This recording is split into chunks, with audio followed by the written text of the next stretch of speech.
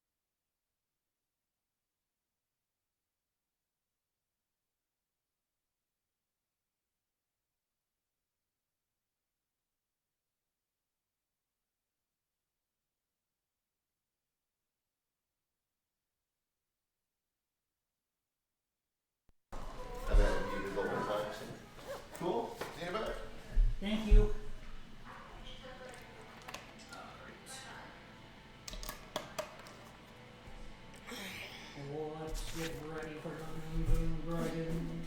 Let's get ready to rumble. I can't promise a rumble. Bubble tumble. A royal rumble. That's probably gonna happen. Try one last thing to see if my camera wants to follow him. If it doesn't, you're just gonna do that. That's my own piece. Not that you ever see any mix of those.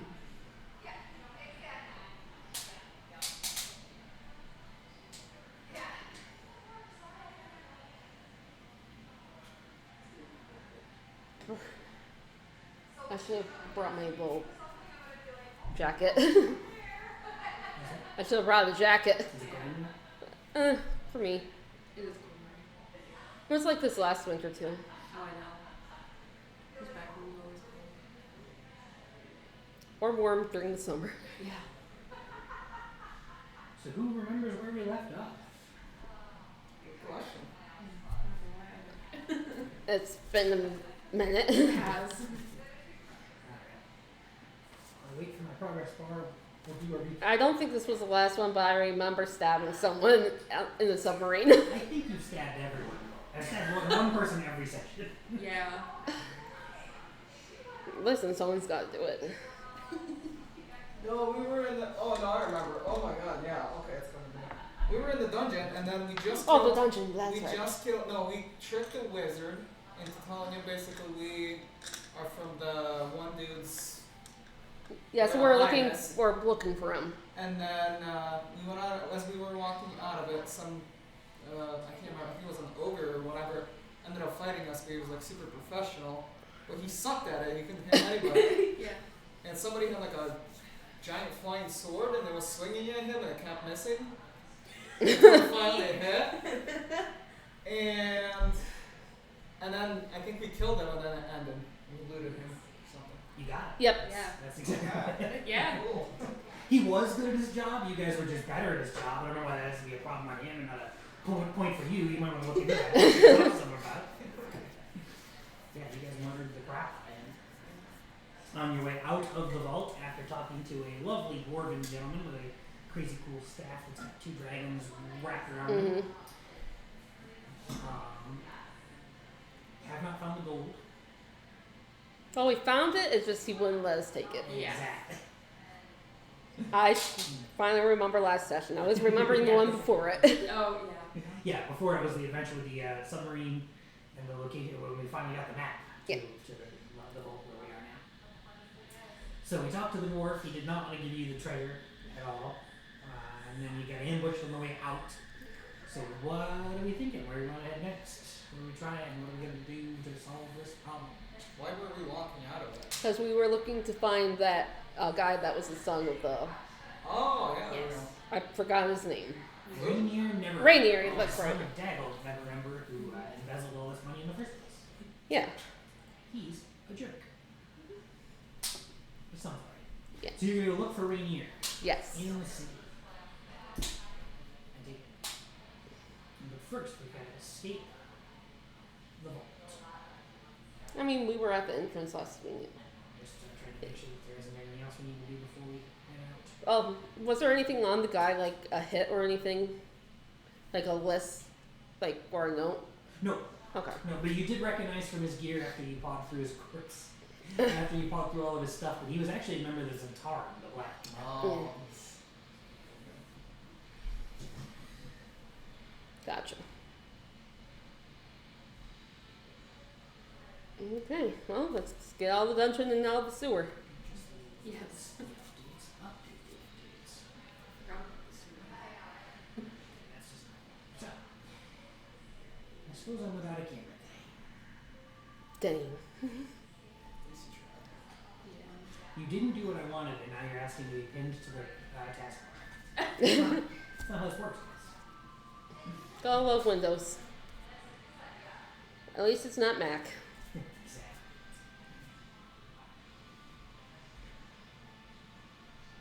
Oh, minimize.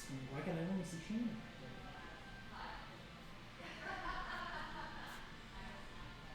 It's good. It takes my personhood away, so I'm more of a game piece than anything else. An omnipresent voice. never gotten to be a god, except that one time.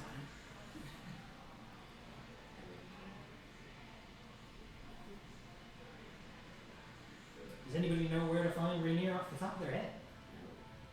Can we even trust him? Probably. Last time I knew it was like that around that bar we first started in.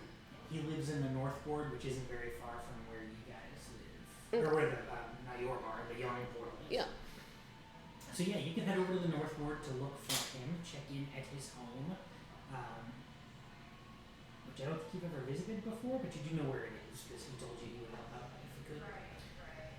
So it will take a few hours to get out there. First, of course, you gotta leave the vault through the big doors that were left open. And you head back out into the, Or should one of us stay and keep guard? I'll stay, sure. well, you stick around. Okay. So the girls are gonna go find Rainier. Girls' night. Rainier counts. He would very much love to go to girls' night. Yes. Yeah, I got that vibe. He's one of the handful of characters that they wrote in that he's gay. It doesn't have any effect on the story, but it's there and it's nice. So yeah, it's gonna take some time to get to the North Ward and track him down. Hopefully he's at home. So why don't I have you guys make for me I can't an believe I'm doing. investigation check with advantage. This is not hiding from you, so it shouldn't be hard to find.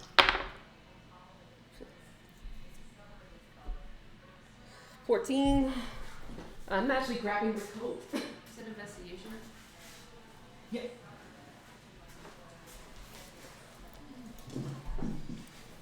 God, I'm turning into my mom. There's a way to do that, and I don't remember what it is. Want to just roll my dice? What's the question? How to do it on here with advantage? That I don't know. Or Just should roll I it just twice. do twice? Okay. So 6 and 3. 6 and a 3. Yeah. Alright. So Shane, you got 14? Yep. So it does take a little longer than you'd like it to, but you do find him. He's actually not at home. When you get there, one of the servants tells you that he's actually at a local cafe. So it takes a little time, but you do find him. He's at the. Oh, I'm gonna have to look up his boyfriend's name. He is at the cafe having a lovely brunch. Brunch? What time is it? What time was it when we went in? It wasn't late in the day, so it's probably supper time. I remember there was a bunch of drunk girls, so I don't know. Oh, that's right. Yeah, we went to the vault in the middle of the night, didn't we? Yeah. All right, so not a cafe, but maybe a tavern. That makes more sense. A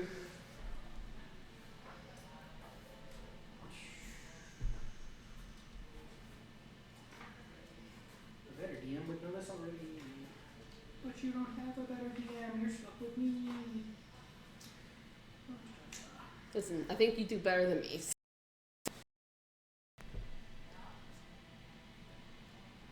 That's right. It was Floon. Floon Dagmar. That's right. Is his boyfriend's name. Yeah, so the two of them are at the club. They're kind of having a quiet night at the club, which is not the place to have a quiet night. No. They're having a good time. You know, it's not a particularly jumping spot, so they're just having drinks and a couple apps and hanging out. And the moment Rainier sees the two of you, he goes, "Hey guys, what's going on? You want a drink? Come on, have a seat." No, sure. I'll grab a drink with them. Yeah. Yeah, they've got a pitcher, so they pour you both some fine Waterdavian ale. Waterdavian ale. I know that guy. So what brings you guys down here? Okay, so I'll start whispering. Listen, we found your father's vault, but there's a guy guarding it, and he won't let us, But yeah, we're doing it for the city, Did you tell him that you were doing it for the city? Did we? I feel like we did. No. Oh no. We don't want to tell him. No, I've that's been right. thinking about You it did for not. weeks. You didn't say. No. That is a good point. So what did he say? I mean, it's my father's money. Presumably he was hired to protect it, but he didn't say much of anything. Yeah, he didn't really say much of anything, but he said that if you came over and basically You would have to hear it from you or yeah. your father directly. Oh, okay. Well, can we go now? Is that all right? Whenever you're ready. Let's go. This is huge. If my father left that much money in the city and I'm the only one who can access it, that's an interesting development. So he and Floon will both follow you. You're obviously going to have to lead the way. Mm-hmm. Max, it's really freaking boring down there. I'm just glad I did it, man. Make a perception check. These are nice. Yeah. Oh. Okay, that's not good. 9. 9.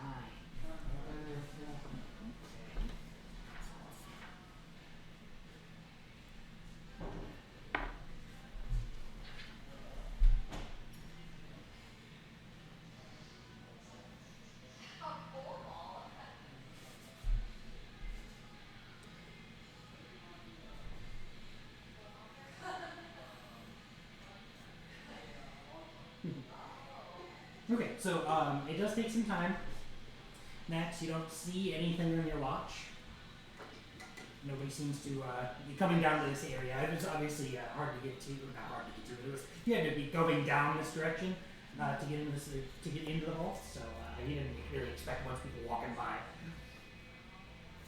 And then after probably a couple of hours there and back, especially, the girls return with Floon and Rainier. Okay. What's up, guys? It's eventful. I see you brought a guest. Yeah. We had rope down to bring us back up, right? Yeah. I didn't say that. I'm just thinking, the hunt doesn't harm figure out what this wall. As he gets closer and passes through the giant doors, Rainier starts to talk about a trip he made with his father when he was a child. He's actually been here before. He just barely remembers it because he was so little. But as he goes through, he can kind of point out, oh yeah, one of our guards tripped over there, broke his nose. It was hilarious. Little things just coming to him as you kind of meander your way through the vault. Yeah. As you re-enter, let's see what's on my map. Because I think we drew it once already, but it was for combat, not for exploration.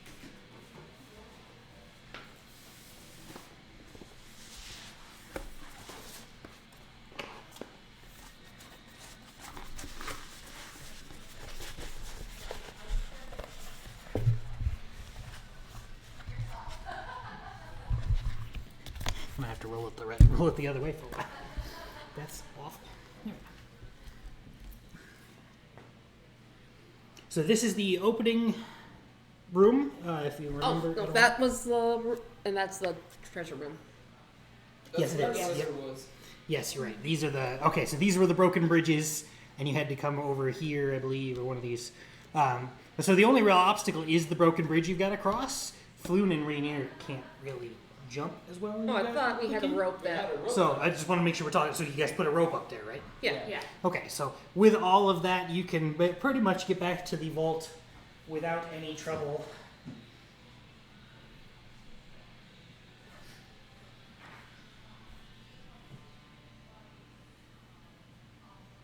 Okay, and so when you return to the main vault, I'm going to read the description again because it's been a minute. Although deep underground, this vault is lit by streams of sunlight that pour down from the ceiling, catching motes of dust in their luminous pools. Ornate columns support a 30-foot-high vaulted ceiling, which is adorned with carvings of dwarves basking in the presence of their gods. Deep alcoves line the walls, and piled high in one of them is a vast golden trove.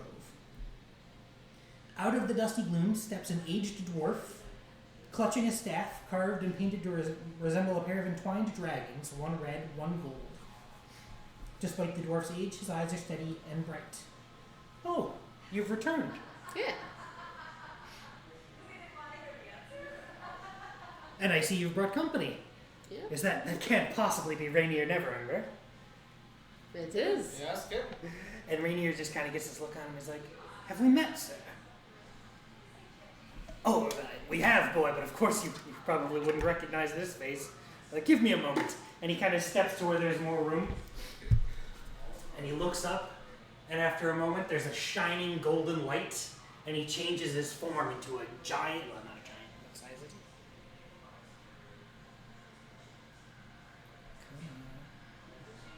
Standing before you in the space is now an adult gold dragon. With polymorphs all the way up to huge size. Oh shit. Perhaps you remember me now. Yeah, I remember this better. This is. Did you bring me in, Tim? I'm sorry, the name escapes me after all these years. And the dragon bellows, I am Auranax, guardian of the vault. That you are. Yep, you are the guardian of the vault. I remember that now. And I'm not terrified at all.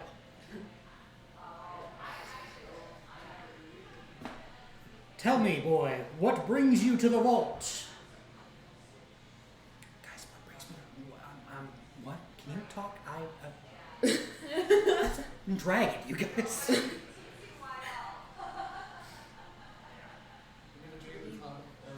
gonna whisper it now, but we need you to basically be the professional bullshit. I couldn't hear you. You don't have to whisper to me. Basically just act kind of like, because we basically lied to him, so you gotta play along here. What did you say? I think we convinced him that we were from his father, we just came unannounced. We didn't communicate. Yeah. Yeah. Something like that. Yeah. So I've returned all these years. I'm to take the gold that my father left with you. You've done such a great job guarding it. We're going to take it and give it back to the city where it belongs. And Auranax looks at him and goes, the city? But your father left the city so long ago. This is his money. Why would you give it to the city? I'm so confused.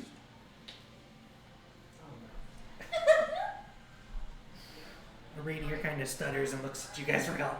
Help! What are we doing here? What did you guys tell him? What did you guys tell him? Well, I'm trying to think. What are you going to tell him is the question we're going to ask. What you said before doesn't matter anymore. Now we gotta figure this out now. Yeah. And Rainier's actively crapping himself because he's talking to a dragon.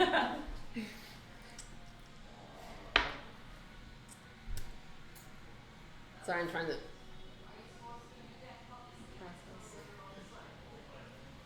Okay. I don't think I can get lucky an exceptional again.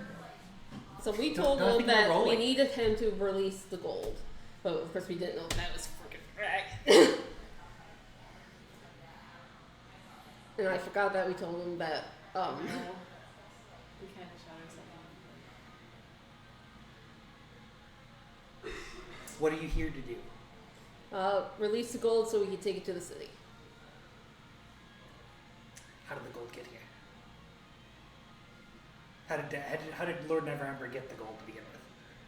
We embezzled it. Exactly. Yeah.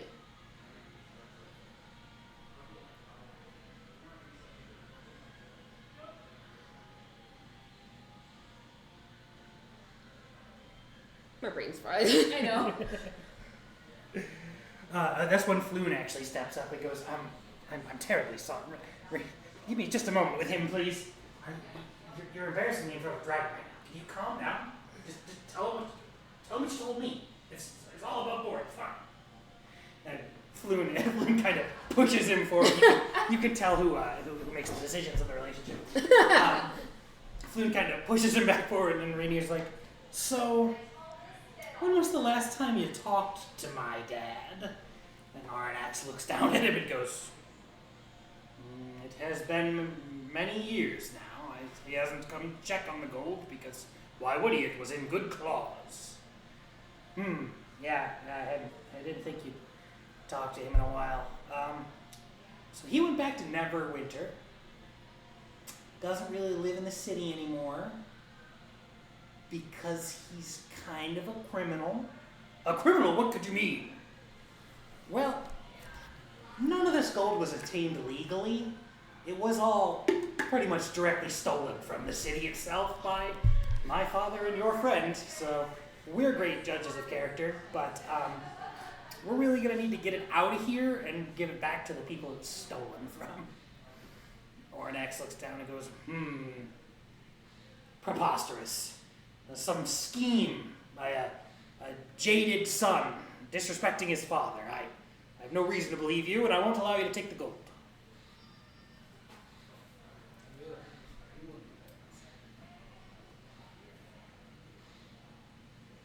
Can we prove it?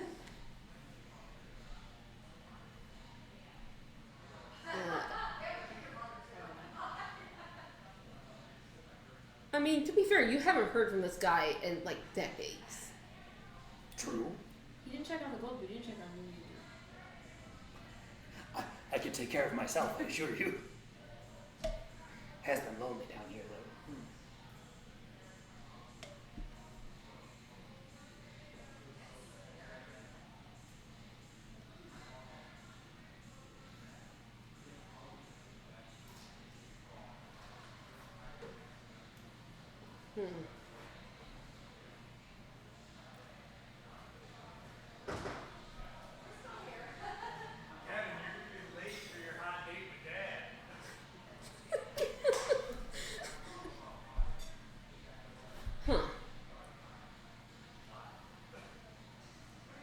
Is there a way that we could prove to you that he's telling the truth?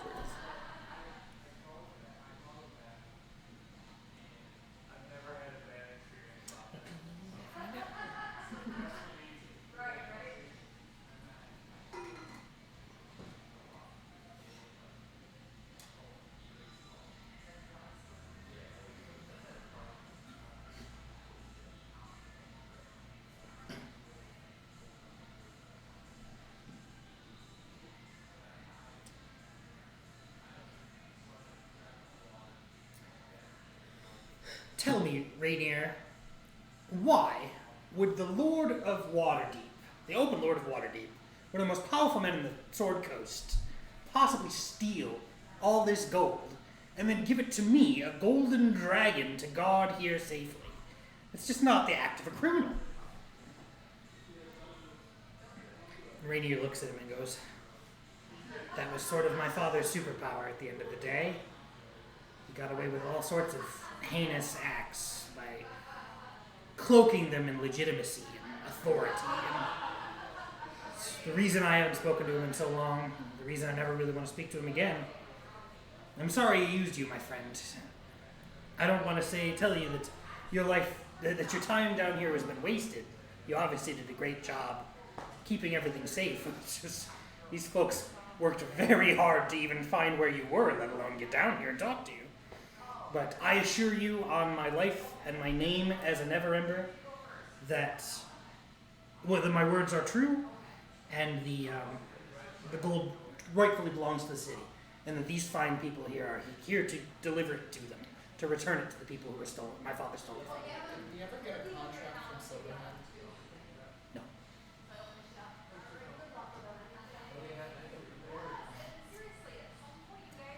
Arnex thinks it over, and he turns back into his dwarven form. Shrinks back down to your size. Now he's got to look up at you. And he goes, I didn't want to think he was capable of it, but I've had a long time to think down here. You're right, Rainier. I've been blinded by pride and greed. Having all this gold here has been a comfort all these years. If what you say is true, I'll allow you to return it to the city where it belongs. Okay. So when you're in dragon form, where does the staff go? I've been wondering that. That's a good question.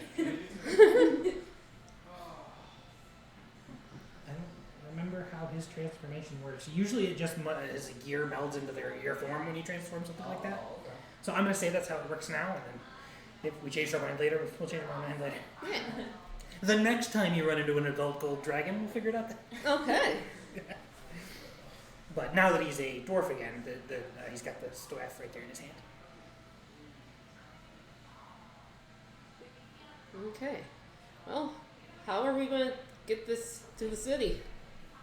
Why don't In Two of us go get Silverhand, let her send the whole crew here. Yeah. in two of the alcoves on the wall, piled in two alcoves on the vault, are 500,000 gold pieces each. The combined weight of which is about 10,000 pounds. Dear God. Yeah, probably should get her. On the floor of the second alcove, there are 65 gemstones. All probably just kind of rough estimate from your adventuring ways. You've kind of gotten an idea of what's valuable and what's not. Gemstones are probably worth about 100 gold pieces each. Well, who wants to run and tell him? I volunteered to shoot. Godspeed. He has the fastest of y'all. Oh, yeah, that's true. Alright, so the two of you are going to stay with Floon and Rainier. Mhm. They make the most awkward small talk that you would with an uncle you've never actually met, but everyone tells you you're your uncle, with an adult gold dragon. It is hilarious to watch, but it's kind of sweet. I asked for permission to Scrooge McDuck in the gold.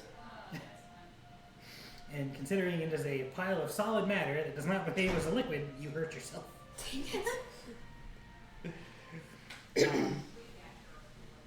Max, you have the easiest job in the world because the Open Lord of Waterdeep is usually very difficult to find, but there was a big parade today, and she's got a whole bunch of paperwork to Oh fill out. no.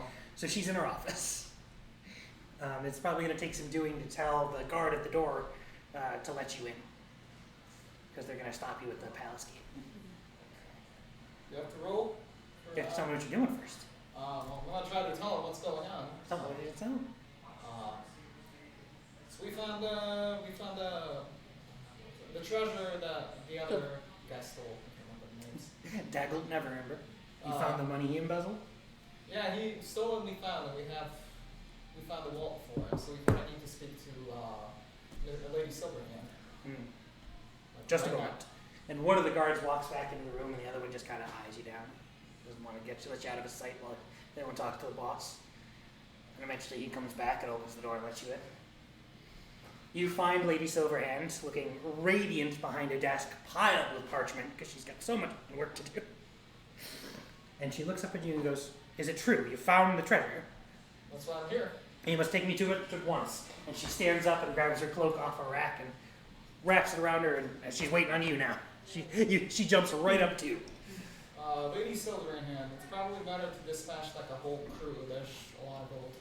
There's a lot of gold there. This late at night it'll be difficult to mobilize, but you're right. Guard, send a garrison down to follow us. Right away, my lady. And so they order, and so by the time you've gotten back to the entrance of the palace and are out in the street, a line of soldiers, or city guard I should say, are already there and waiting for you, and they're going to march up behind you. The captain of which comes up to you and says, "Give us the location. We won't get there as quickly as you and the open lady." The open lord. She is still lord even though she's a lady. Is that progressive or bad? No. Can I do a deception check or What? whatever it's called for the guy? Because he just sounds funny. That's because I sound funny. Oh. He just wants to know where you're going to go. He wants to know where you're marching to. He wants the location. Oh. You can just tell him. Tell me you tell him because we don't actually have a map or anything. Okay, great. We will meet you there. And you kind of give him a quizzical look. You're going to meet us there. And Lady Silverhand goes, "Hold your breath." And she claps her hand on your shoulder. And in a blink, you are standing outside the vault. Okay, that's interesting. Make a Constitution saving throw. Let's go inside. And make a Constitution saving throw. Oh. Let's do 11. So you don't throw up. Good job. You handled your first teleport very well. So you lead her down in, and she kind of looks at your makeshift rope bridge that you made, and she goes, "I think we can do a little better than this." And she waves her hands, and a bunch of the stones that have crumbled around the room simply form back up to form the bridge, just like it was brand new. And she walks across. And her dress doesn't even get dirty. And then the two of you arrive in the room where the four of you and the dragon are. So yeah. Dang, that was fast. Yeah. She's an interesting lady, yeah. getting high And usage alerts. I must Electric say, bill. do not dive into the Electric gold. heat It and does got not cold. work. Shocker. Okay, What's the question? Do not dive into the gold. It does not work. that's a lesson for you. She's got a big black eyes. Don't do it. It's just not And Lady Silverhand steps in, elegant as ever, and she looks at Rainier and goes, Rainier, I'm glad to see you came in and are helping right the wrongs of your less than stellar father. She kind of gives him a bit of a side eye because she inherited the job after Daggett left, so she's been cleaning up his messes her entire career at this point. And she looks over at the dragon, the dwarf guardian, and goes, and who is this gentleman? And he introduces himself. I am Auranax, guardian of the vault. You just really like doing that, don't you? Hey, I do. That's a It's my good job. title. And he gives sort of a half bow to her to recognize that he knows that she is the new Overlord of Waterdeep. Though his loyalties remained with Daggett, he certainly has respect for her office. And she kind of looks around and goes, well, Guardian, I really appreciate that you've kept this money safe for the people of the city. And as in my power as the Open Lord, I'd like to thank you. And we will now take ownership of the gold to put back into the city coffers where it belongs. At about this point, you hear the commotion outside as the guards start to set up a perimeter and fortify the open doors. So, in case they find any visitors, they will be forewarned and forearmed. And Auranax and Lady Waterdeep, Jesus, Lady Silverhand and Rainier all kind of like gather around. They do. Every one of your dads and uncles, when they stand around, and go, how are we going to finish this project? That's what they do for the gold. And so they're kind of figuring out the logistics of it all, and you're just kind of left to the wayside as they're trying to figure out how they're going to transport 10,000 pounds worth of gold out of here safely. But Lady Silverhand is very confident that her men can take care of it, and once they get down here, they're going to set to work. So. Oh, we forgot to give it first to the horn lady. I keep forgetting the name. Zaira. Zaire. The names are different. Let her know. Because she technically wanted a favor with the Lord. So what I'm thinking is we should let her know that she helped us out so she gets a favor. Yeah. Lady Silverhand, first of all, cool trick with teleportation. I'm still surprised. Wizardry has its privileges. It's wonderful, but I would like to let you know that the one partner, let's call her that helped us out was Zaire. Is that his name? Captain Zaira Blackfire. Captain Zaire Blackfire. From whatever bar she's in. How did you get mixed up with the Devil's Daughter? Things happen. Our paths The most passed many important part times. is that led us here, and Excellent. I count her as a friend, and even more so this day, now that she's done such a great service to the city. And all of you, of course. In fact, I know this adventure hasn't been the easiest endeavor. And I believe a reward is in order for goodly adventurers who have done great service to the city. And since we don't have any of those and you guys are here, I'll give you some.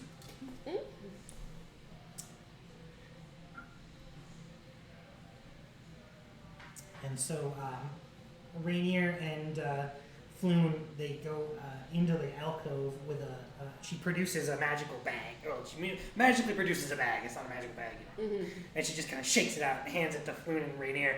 And they go and they start pushing coins into the bag for you by the handful. And when when they come back, they hand you a sack that is quite heavy. I haven't done the math, so we're going to ignore that. But she hands you a sack that contains 50,000 gold pieces. This is 1/10 of the treasure you saved. Spend it well and thank you for the city.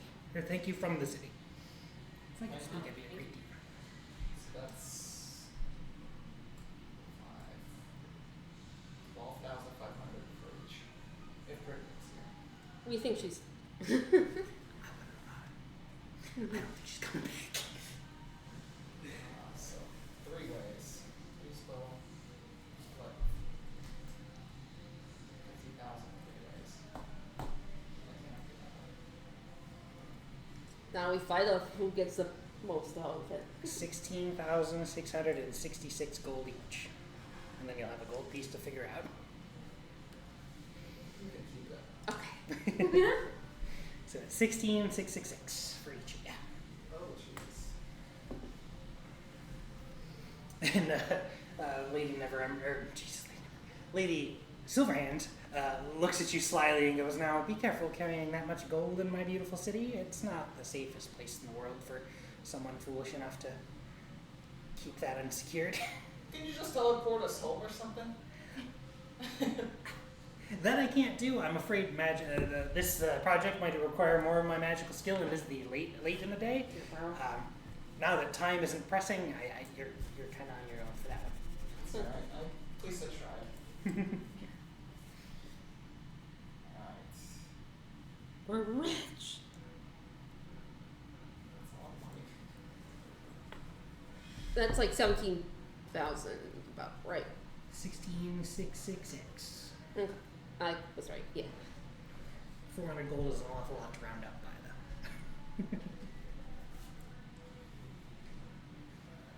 Well, that was about how much gold I had. So it was like. Yeah, that makes sense.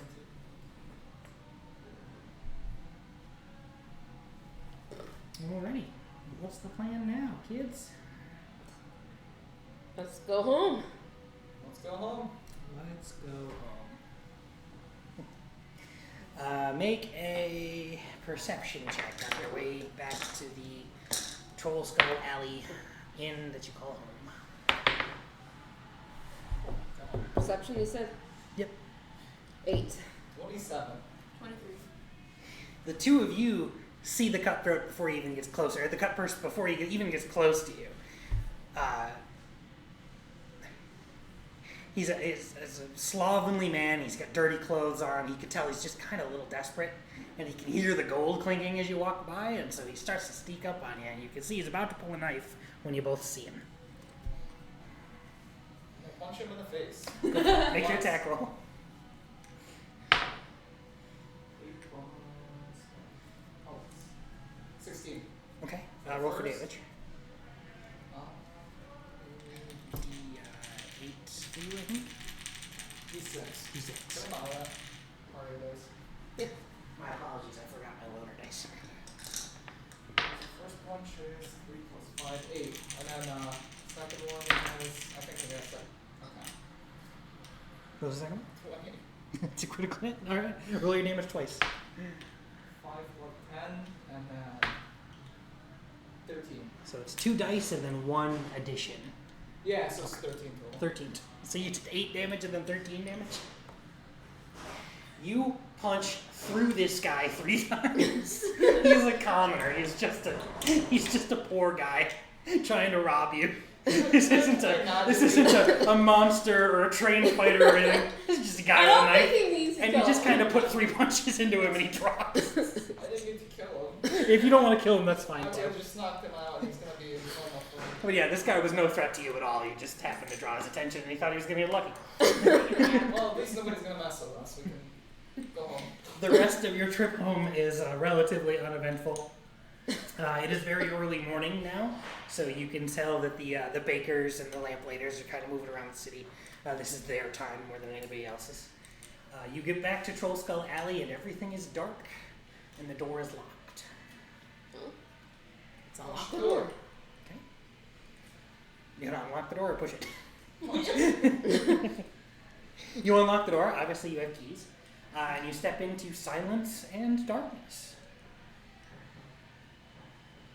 Turn on the lights. Light all the candles. We have a ghost bartender. That's true.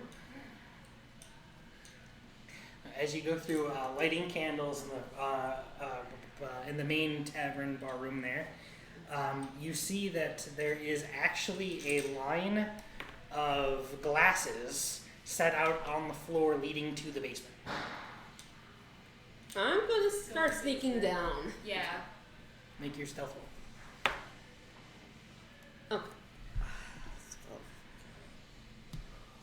15. 15. Anybody else? Sure. I'll just stay upstairs. Never mind. I also was upstairs. That's bad. So just Shannon going downstairs? Yeah. You're real dumb cowards. Well, not really yell because I'm trying to sneak. That's not stealthy at all. You just hear that in spirit. Okay. So as you creep down the stairs, you have dark vision, right? I don't think so. Yes, I do. Yeah. You're a mouse folk. So as you kind of sneak down the stairs, trying to look out, you're on guard. And as you get to the bottom, you can see across the room there's a hulking figure sitting with their back towards you in a simple wooden chair. Can I tell what the person is? Very big, probably female, hard to tell.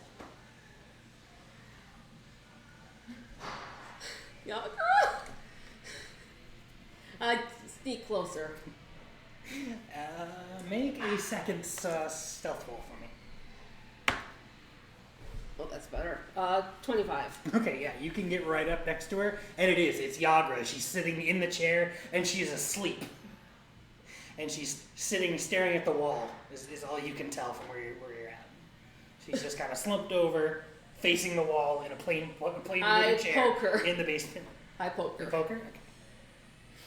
She starts awake with such force, she knocks the chair over and falls on her ass. Are you okay? What's happening? Hang on! And she reaches over and she turns the gas up on a lamp to get it to ignite.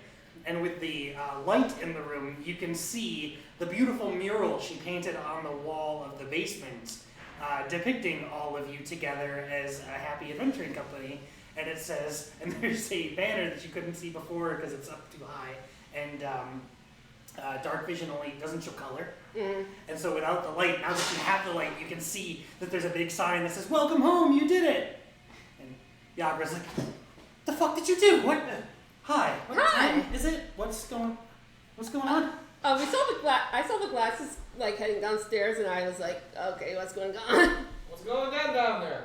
It's just Yagra. Jeez. Oh, you It's ruined the not gonna hold and put surprise. glasses on there? I didn't think you guys were going to be back till morning. I was going to have all this finished, and I was going to surprise you and celebrate. And... Oh, well. Welcome back. Welcome home. Surprise! You did it! We did it. Yay!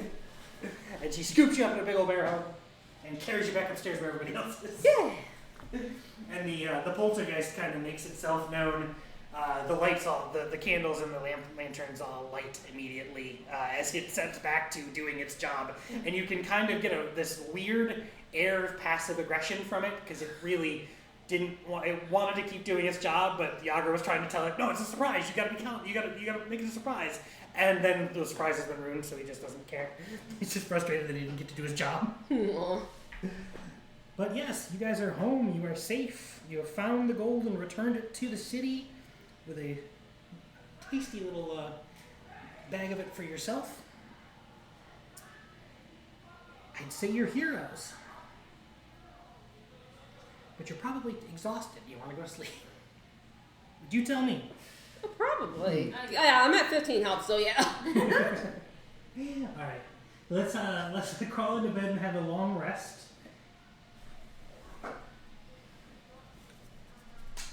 And then the next day we can do whatever we like. But actually, right about the end of your long rest.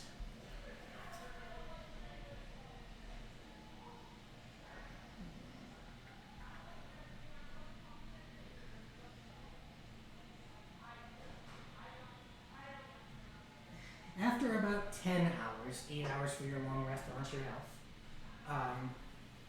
there is a knock at the tavern door. I'll go answer. At the door is your good friend Zaira Blackfire with a bottle of very expensive champagne, asking to be let in. Well, come in. I cannot believe you guys pulled this off so well. This is awesome. She starts pouring drinks for everybody. She doesn't care that she just woke up. Come on, we need to toast. This is an unqualified success. We got everything we could possibly want out of this situation. You guys don't seem as excited as I am. Well, you just woke us up. So. Just woke up. Come on, sleep is for the weak. You're adventurers now. Imagine if I was some sort of a horrible owl bear attacking you in the middle of the night. Would you be grumpy then? Yes. Oh. Yeah. Probably you would. Well, I spoke with Lady Silverhand this morning, and she was so very grateful that I put you folks on the to the task, and you met it with gusto. I hear she paid you very well. Mm-hmm. Excellent, excellent. And I got my political goodwill. Jarlaxle got none of those things, and I also got what I wrote out of him. So, the question becomes, what next? Well, we technically let those guys get away the submarine, Mm-hmm. but where do we start with that? Or that. Those were Jarlaxle's men, and I frankly don't really care that they got away. That's totally fine with me because they don't really.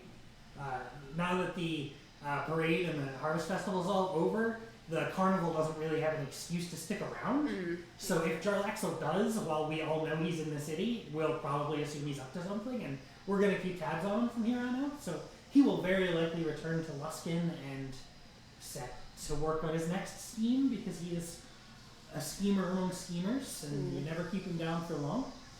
Hopefully we didn't make an enemy of him in this whole adventure, but if we did, well, we're just going to have to deal. Yeah.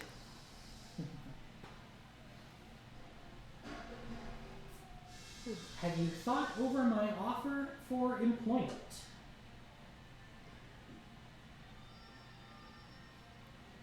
Ahmed, I don't know about these two. I forgot what the offer was. You can work with me. You can work for me if you want. Basically, the offer. Yeah. But no, as you have gathered a little bit, you've seen some of our operation.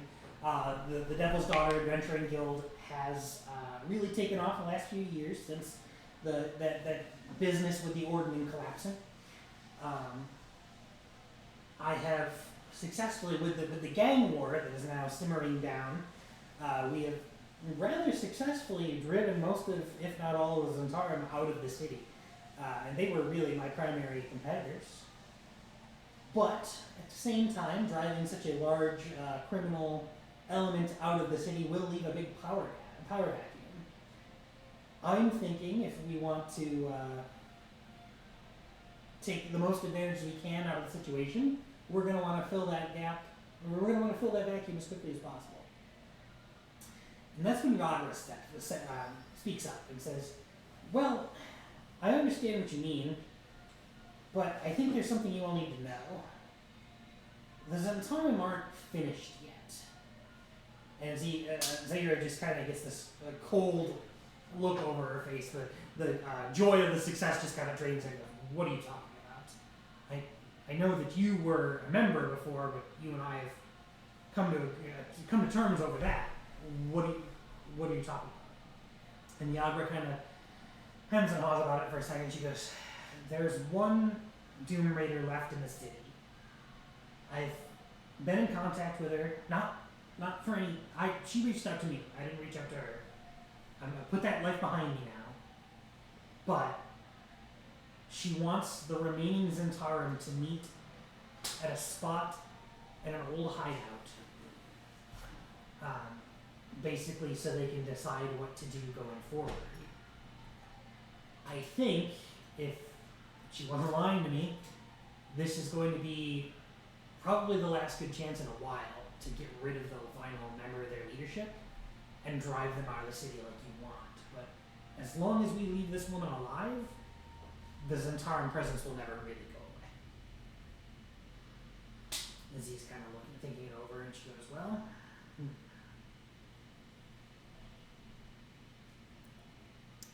I tell you what, this needs to be handled. This needs to be handled quickly, and it needs to be handled quietly. Well, I can't promise quiet. Off the streets, anyhow.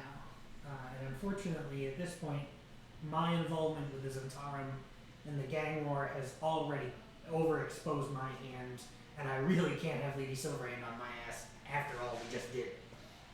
We want to cash in all the goodwill I just earned immediately.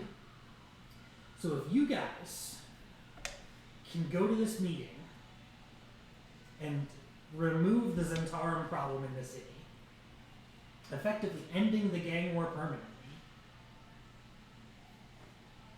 then not only will I reward you, but also I think I'll be able to put that power vacuum to use and really elevate your guys' status in the city.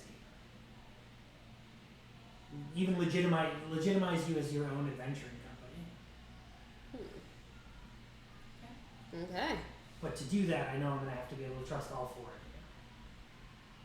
4? you. Yeah. Yagra, yeah. Now I trust Yagra. But, you know.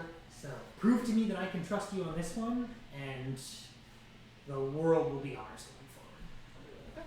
Okay? So Z leaves. She's got other things she wants to take care of now, given this new information.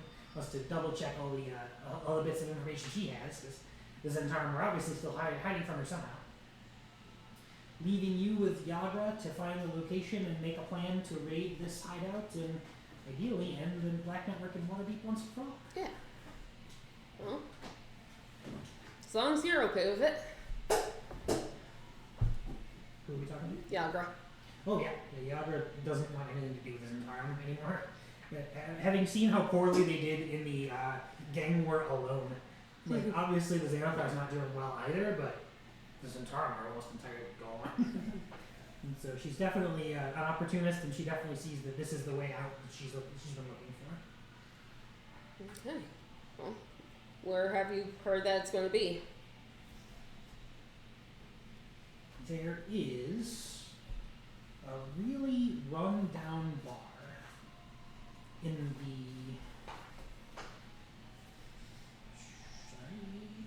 see that? It's here somewhere.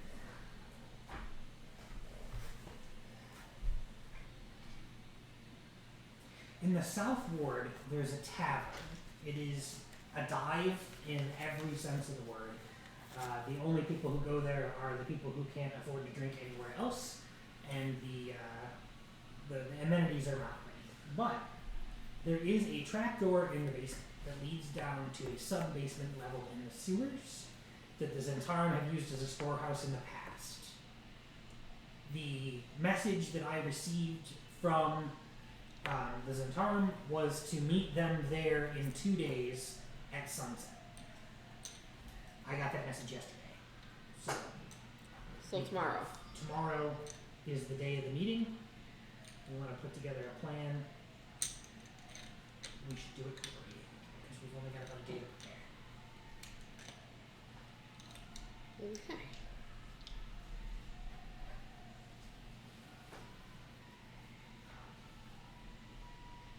How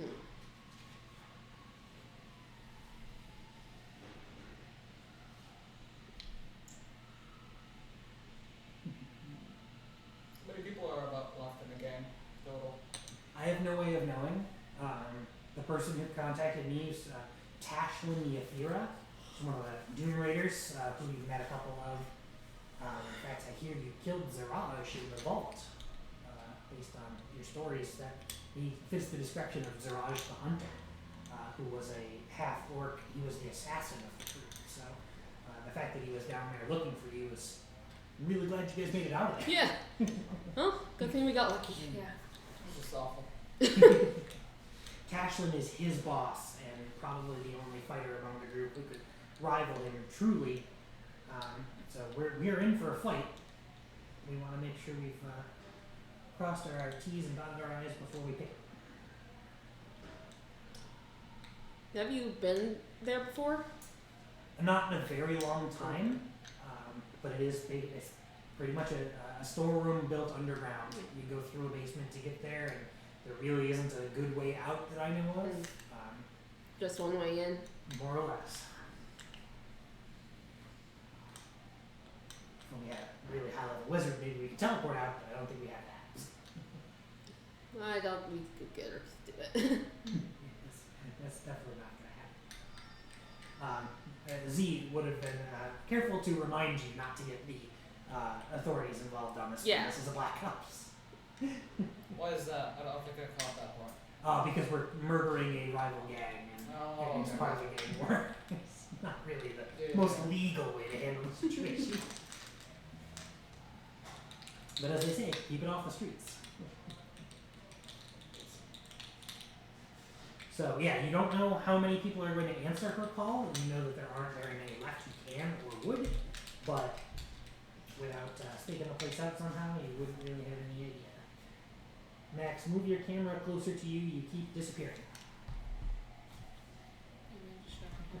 There we go. Is this one of yours? No, that's Josh's. Well, I want to like prepare, like maybe get a new short sword, something better. We can shop, we can spend some of that gold you like, we can do Yeah. anything we like. Talk over, think about what you're going to get, what you're looking for. I'm going to step outside for a minute. And when we jump in, we'll do a shopping round, and then we'll head that direction, okay?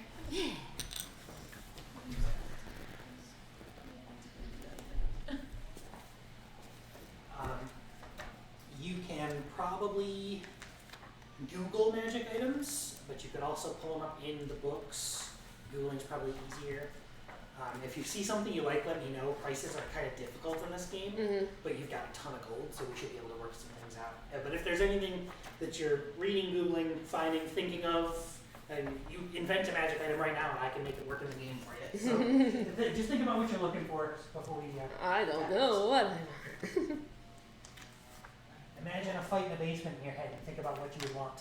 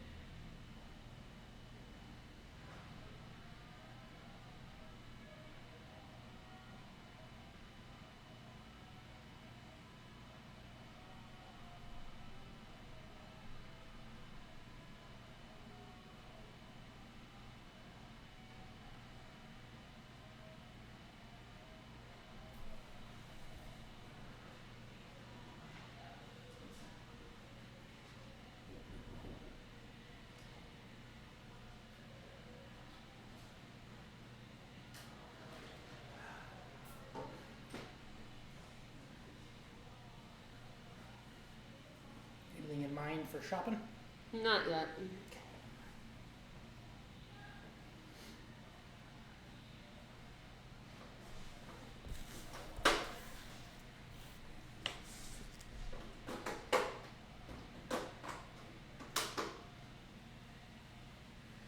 Playing the Star Wars RPG, and at the end of every session we make it back to our home base, and I always ask, can I spend my credits and stuff now? He's always, yeah.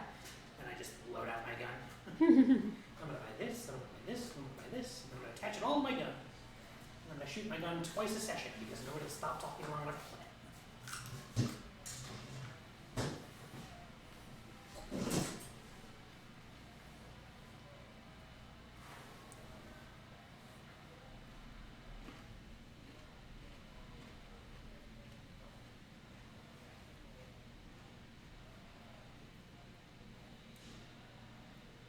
Did that even make any sense?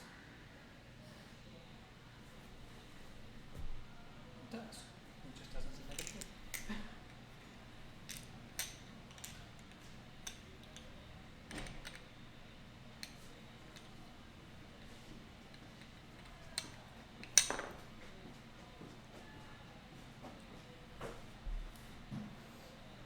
Charlie, what's up with Student Myth and then there's like legendary items? Is there like a specific requirement?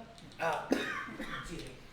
Magic items specifically are ranked by tiers: common, uncommon, rare, very rare, and legendary. At this point, you probably couldn't afford anything that's rare or below, or rare or above. Even with all the money? Rare, you probably could. Very rare, you wouldn't. That's how I meant to try to say that. Sorry. Very rare magic items tend to start at like 50,000 grand, 50,000 gold. So no gloves of soul caching for me.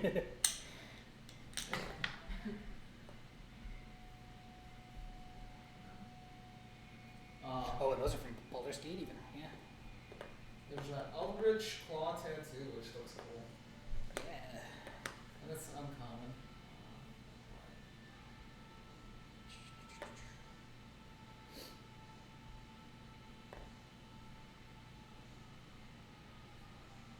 Yeah, straight up +1 bonus to your attack and damage rolls, and makes them magical for overcoming resistances. Pretty good.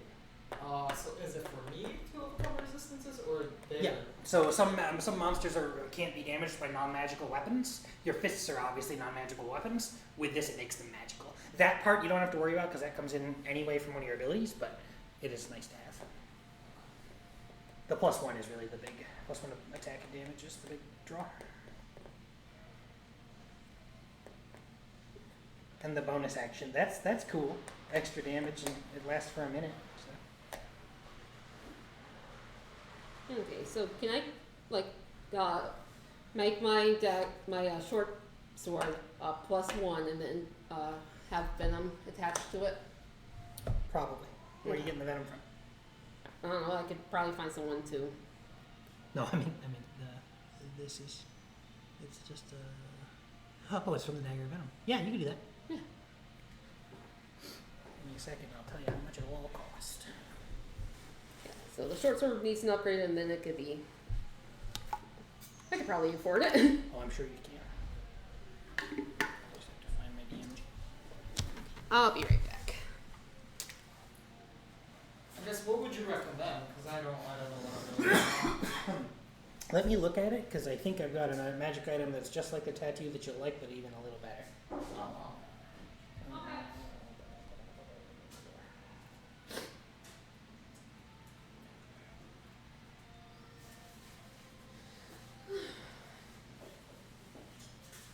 And you've got a whole day in the city at your disposal, so it's not going to be tricky to find what you're looking for in most cases. I'm looking for Xanathar's Guide, that's why I'm not finding what I'm looking for. Uh-huh.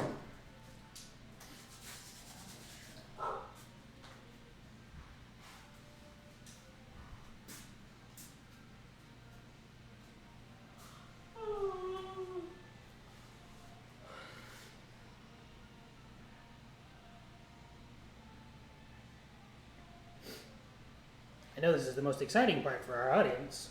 The debate. The preparation, the calm before the storm. Okay.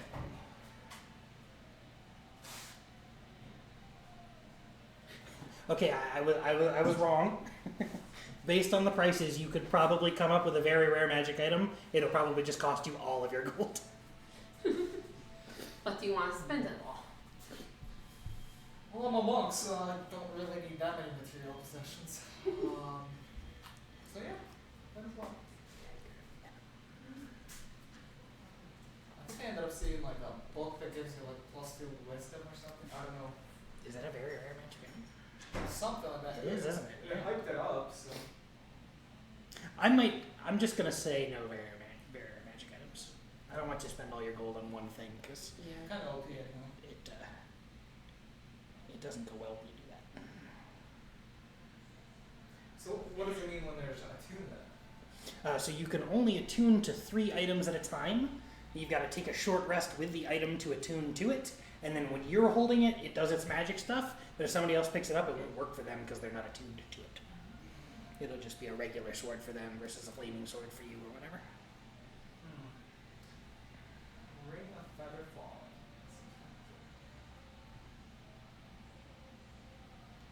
Let's see. This is going to be. Oh yeah. Okay. I see how that balances itself out. That makes more sense.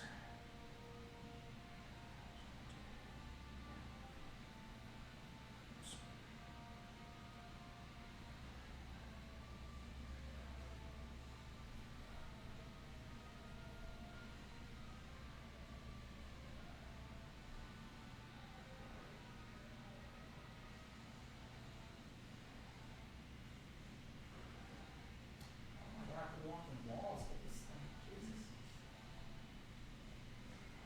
Jesus. The slippers of spider climb.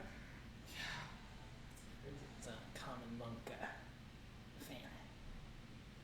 So in theory, I could run up on the wall, jump off of it, and like punch somebody from there. Cool. Okay. And you reduce fall damage, so you can climb up a wall, hide, wait for somebody to come in, and literally just jump down on them because you won't take any damage from the fall.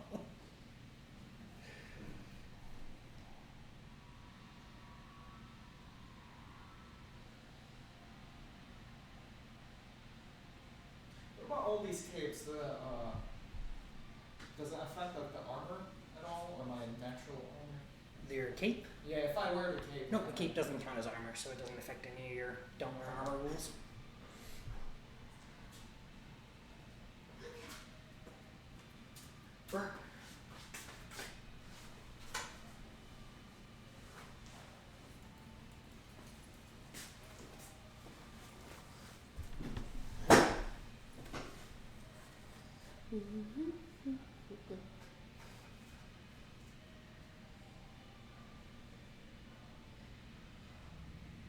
So I'm just going to assume that drow arcane item was that gun. Yep. Okay. Yeah, you picked. It's a pistol. So I have a gun. Mechanically.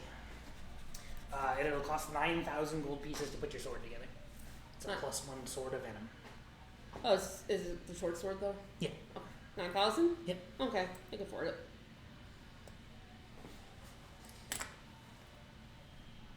Wait, why am I doing that? I know exactly.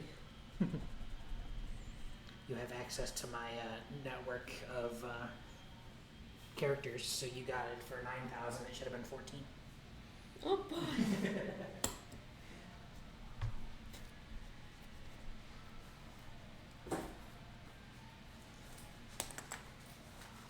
Short sword of venom. I just need to remember what it did.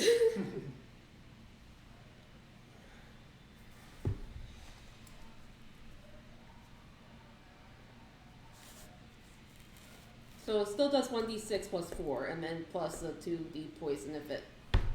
Yeah.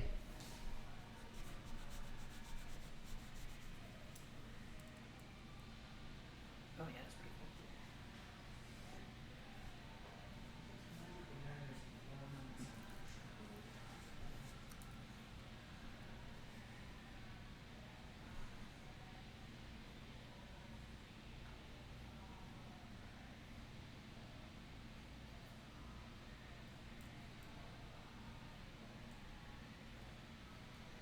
Grease, you're a life cleric, aren't you?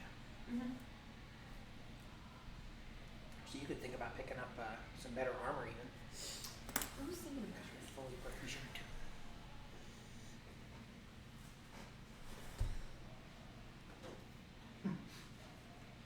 You're also a spellcaster, so you can cheat. Because there are items specifically to make your spellcasting better. Oh.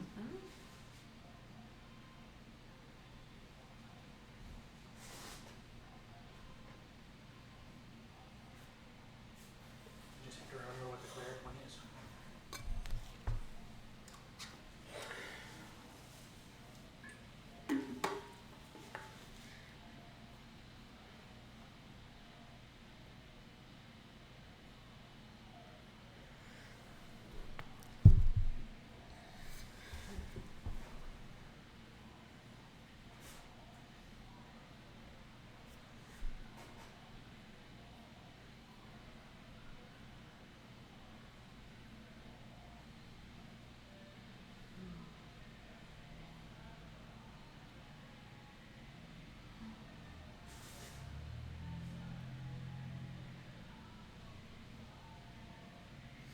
The Amulet of the Devout adds a bonus to your spell attack rolls and your spell DCs, so you're better at spellcasting.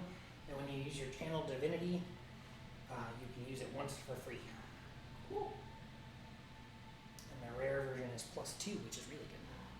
Or there's an uncommon version that's +1 that would be cheaper. Do you want to do other stuff too?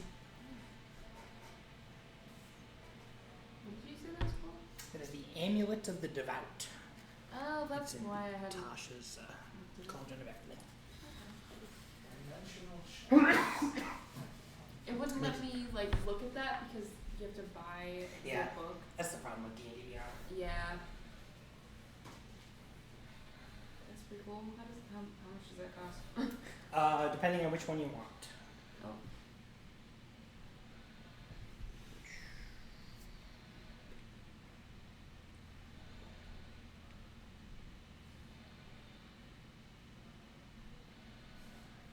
You could get the +2 for 10 grand, or the +1 is pretty cheap comparatively. It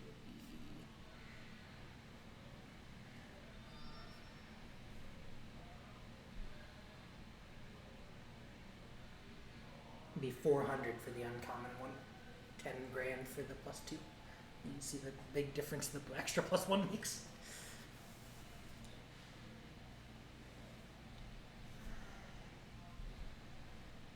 Honestly, for 10 grand for that and 1,000 for a set of full plate armor if you don't already have it, wouldn't be bad. Wouldn't be a bad choice. I feel like I already have armor, but I don't remember what I have. I didn't remember if you did or not. That would make it +5, right? Since technically a +1. +1 plus your dexterity. Yep. Okay. Oh, I have like a chain shirt. That's it. Yeah. So I would upgrade that. Yeah.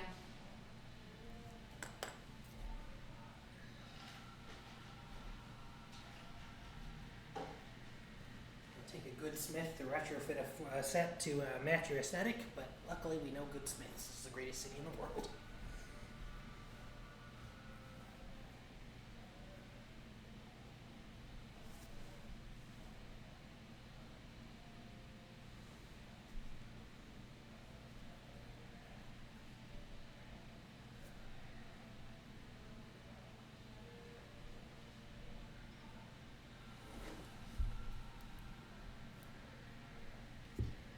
A ring of free action.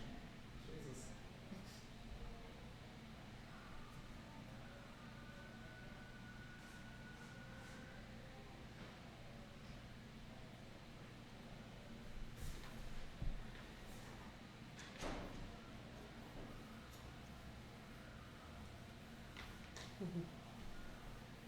Me with my knife, like this is fine. Well, sword, but you know what I mean. As yeah, it's a short sword or a long knife, right? You can, Yeah, short you sword. can decide. My Well, for a normal person, it's probably a knife. it's this is Sting. You've seen it before, haven't you? It's that time of year. Lord of the Rings, all 3 movies all at once. It's about 11 hours. It's worth doing once and exactly once, ever again.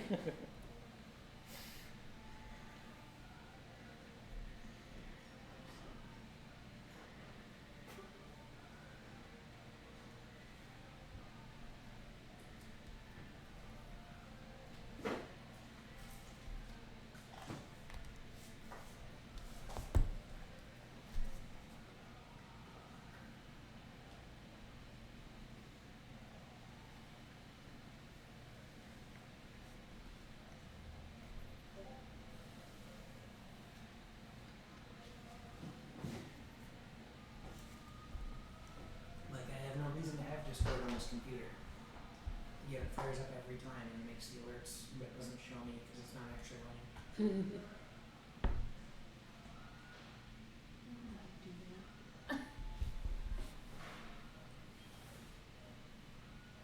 Trying to add the amulet to my inventory and I can't figure out what to do.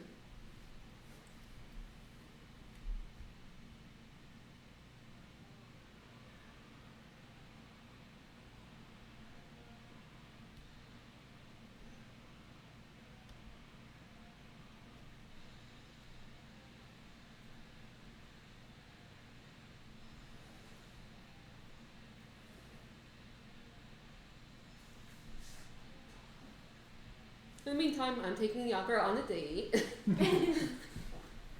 Get yourself a nice lunch while everyone's out in the city shopping. Yep. Stop by Annie Ann's, get yourself a pretzel dog. Get yourself a second pretzel dog because they're so fucking good. Hey, no swearing on stream. Thank you. Can I get the cloak of displacement? I believe so, yeah. Alright. That's what I'll get. Hey, technically he's not on camera. Okay, true. Gods can swear. This would be awfully funny if no one can hear me. Wait, what dragon? There's a dragon? What?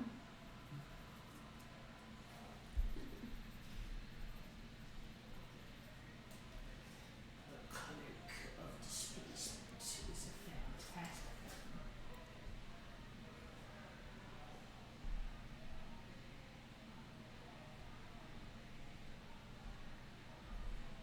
Excellent taste, sir. Oh, thank you. I believe it is cursed. It contains sodium benzoate. And here, it's going to cost you 11 grand. Oh, cool. So you have Alright. 5 left. How do I add this? I'm so confused. I have no clue. Okay. Figure it out. I keep like trying to add an item and it won't come up. Like it doesn't exist. Oh, that might actually be because you didn't pay for it.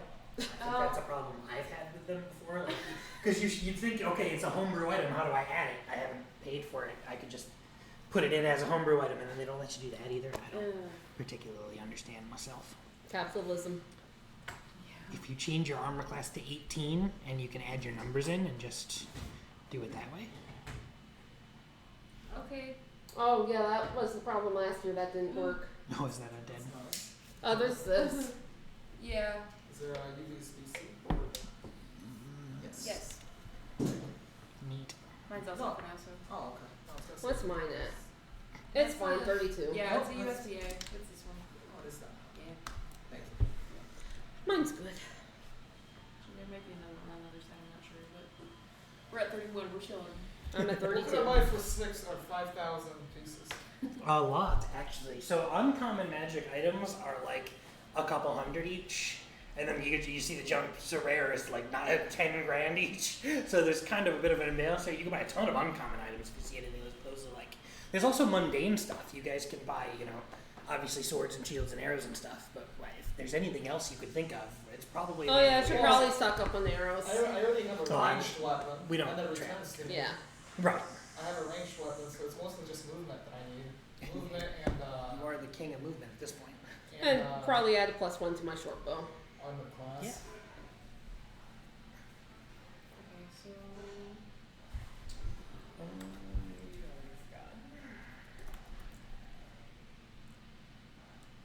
Nothing fancy.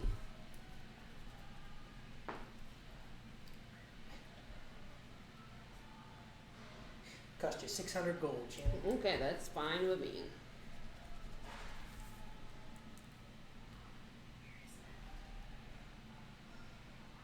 How do temporary hit points work? So you can only get temporary hit points from one source. They don't stack, but you always get them the most from whatever source it is. So essentially, they are hit points that go on top of your regular hit points, and they come from specific effects. Like the Armor of Agathis spell gives you a certain amount of temporary hit points, and then as long as you have those temporary hit points, every time you take damage, you do damage back to the attacker, because it's a magical spell to protect yourself. And so those temporary hit points, if you have them from that spell, and then I go and cast a spell like Aid on you, I think Aid does, or False Life does temporary hit points, that would give you 1d4 temporary hit points. You're either going to keep yours because it's more than what I roll, or you're going to take the 4 because it's more than what you already had. You can't have both. They don't stack on top of each other. Does that make sense? Yeah. I just saw the blood spear and I'm like, what the hell? Steal health from them? Yeah.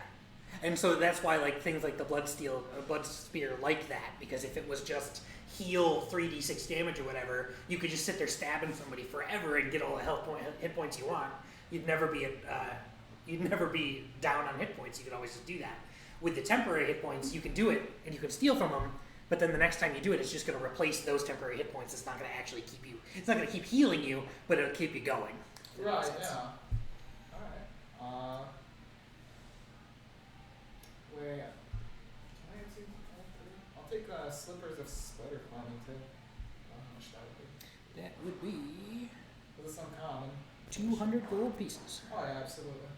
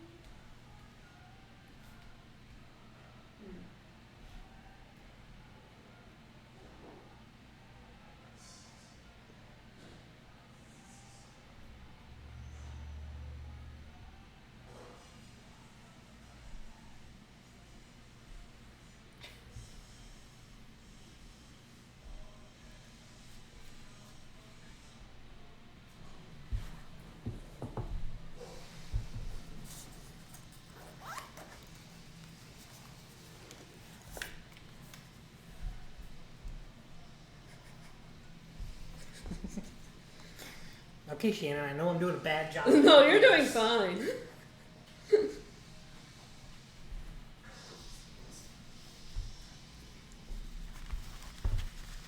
I didn't think that was going to work out.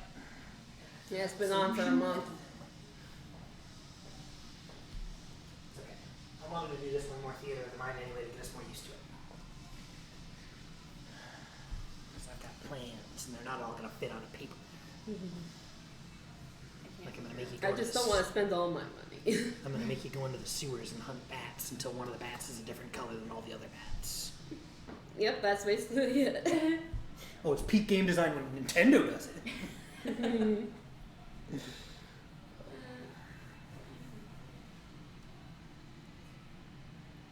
to figure out how to change my armor class and I can't. Oh, is I it don't. difficult to?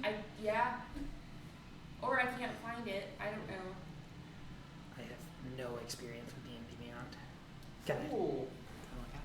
Let me see if I can just figure it out. If it was roll 20, I could help, but Yeah, I'm lost.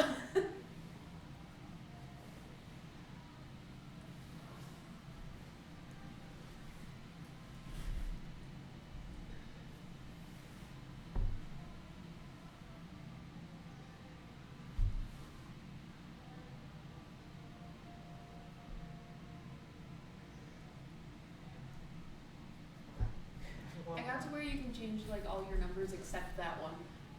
So what I did, I clicked it, and then I customized it. Oh. Okay. Thanks. No problem. I think my little Zoom bubble was in the way of that. Probably. Yeah, I think I had to move it. Alright, Charlie, one more. I guess I'm really going shopping. And this one, you can literally have it from uncommon to very rare. How much does a common item cost? What's the item you're looking at? That is wraps of unarmed power. You found it! I didn't know if I was going to have to tell you about that one or not. That is basically the same thing she got, but for your class. Wraps of unarmed prowess. It's the monk item to solve all monk items. Why is Charlie being Grace? Charlie's Oh, not- because I had your camera in my face. I didn't even think about it. Yeah, so let's see, what would that cost for you? me being the responsible one to keep the money for the rent or the paying off the house. I thought that was paid off. Not really. I can't remember how much we have to pay, but So you can spend 400 to get the uncommon version of the wraps, or you can spend 12,000 to get the +2 version. How much is the PP? Platinum pieces? Platinum pieces. 1 platinum is 10 gold. Four, I only have 4.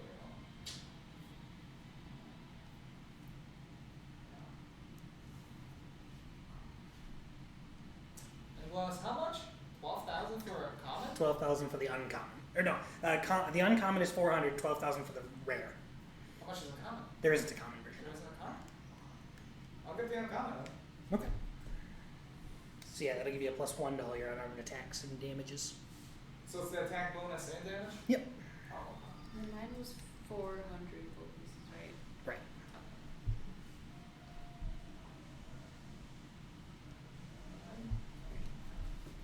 Defensive armor also.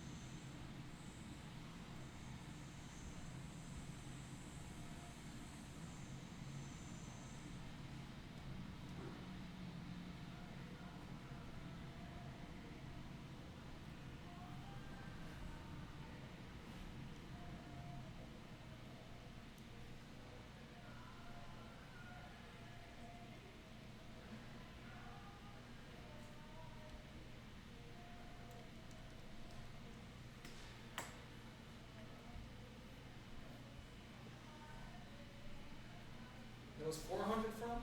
Yep. Okay. And I think that's 2 items you're attuned to then? Because you got your cloak and your wraps. Wraps don't need an attunement. They don't need attunement? That's what it says on here. I don't That know makes if it's sense. true. I don't know if it's true. Just It's the true. If you're slippers. reading it there, it's true. I'm not lying to you. It's so the slippers do. And what is it? Right, the slippers do, but not your wraps. And then I'm The cloak I think it does as well. pretty sure the cloak does. So yeah, 2 attunements, and then I have also 2 more rings. That's the truth-telling ring and then mind shielding ring. Oh yeah. You're decked out, man. 5th level, you got all this gear. I don't know if those need attunement. No. No. The ring of mind shielding might. No, that's like the one ring that doesn't. What was the other ring? Truth-telling. I think you're good.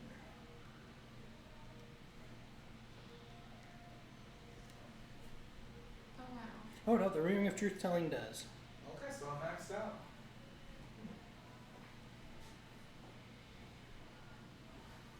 I think the ultimate item that I want that I saw in here was Blood Fury or Fury Tattoo. Since it's a legendary item. It is. It does like necrotic damage? I don't know what that is. So necrotic damage is like necrosis in the real world is when your tissue starts dying Oh my god. due to an injury or a disease. Necrotic is the same thing but magical. So think like skeletons withering you and that kind of magic. Corrosive, rotting away damage, not any of the other elements. It says 4d6 necrotic damage for an attack. I can use a point from the tattoo. And there's like 10 points in the tattoo. Yeah, 10 charges a day. When you hit a creature with a weapon attack. Oh, so that's interesting. You'd have to be using your weapon, not your punches, which is weird because it's a tattoo. yeah. 46 necrotic damage, and you regain that much hit points. That's awesome. Yeah. Whenever a creature you can see damages you, you can spend a charge to use a reaction to make a melee attack against that creature. That's really good. But that's like a endgame item. Yeah, legendary magic item is not usually something you can buy. Unless you find a really good tattoo artist. That's the kind of thing we would end a quest with. You found the infamous legendary tattoo artist from Waterdeep, and he grants you one legendary tattoo. I think that one, and there might be one other legendary tattoo is all there is, but they're neat. I didn't realize tattoos were even an item. They were introduced in Tasha's Cauldron of Everything. The idea of the magical tattoo has been around for D&D for a while. In fact, we're waiting on, they're testing it now. They're figuring out how to do a new tattooed monk, which is a subclass for the monk where you've got magical tattoos and you can do crazy stuff with them. You like, if I remember, the old ways, I don't know what the new one's going to be yet, but the old ones always had effects where they were like, okay, this is my tiger tattoo, it makes me more ferocious in battle, and you get to pick a bunch of animals and their different effects, and kind of customize your tattoo and what it was giving you magically. And then, of course, being D&D, you could reskin it entirely, so if you wanted your tattoos to all be one symbol or crazy scars or something, whatever you wanted to do, we could make work, because it's a game of imagination. Cool. I would like the adamantine plate armor. I can't figure out how much that costs. I'm seeing a lot of different numbers. I'm sorry, what's the question? The adamantine plate armor. Yeah. I'm seeing a lot of different numbers for how much that costs. Oh, it's 1,000 gold pieces. 1,000. Okay. That's none of the numbers that I saw. That's the cost for regular plate armor, but yeah, I'll give you the adamantine on a discount. I never thought it was particularly great, even though it's supposed to be, it's this crazy indestructible metal, and they're like, yeah, you can't be immune to, you're immune to critical hits. It's like, Yeah. because my armor's indestructible, you can't critically hit me. I feel like it should be a little better than that. Right.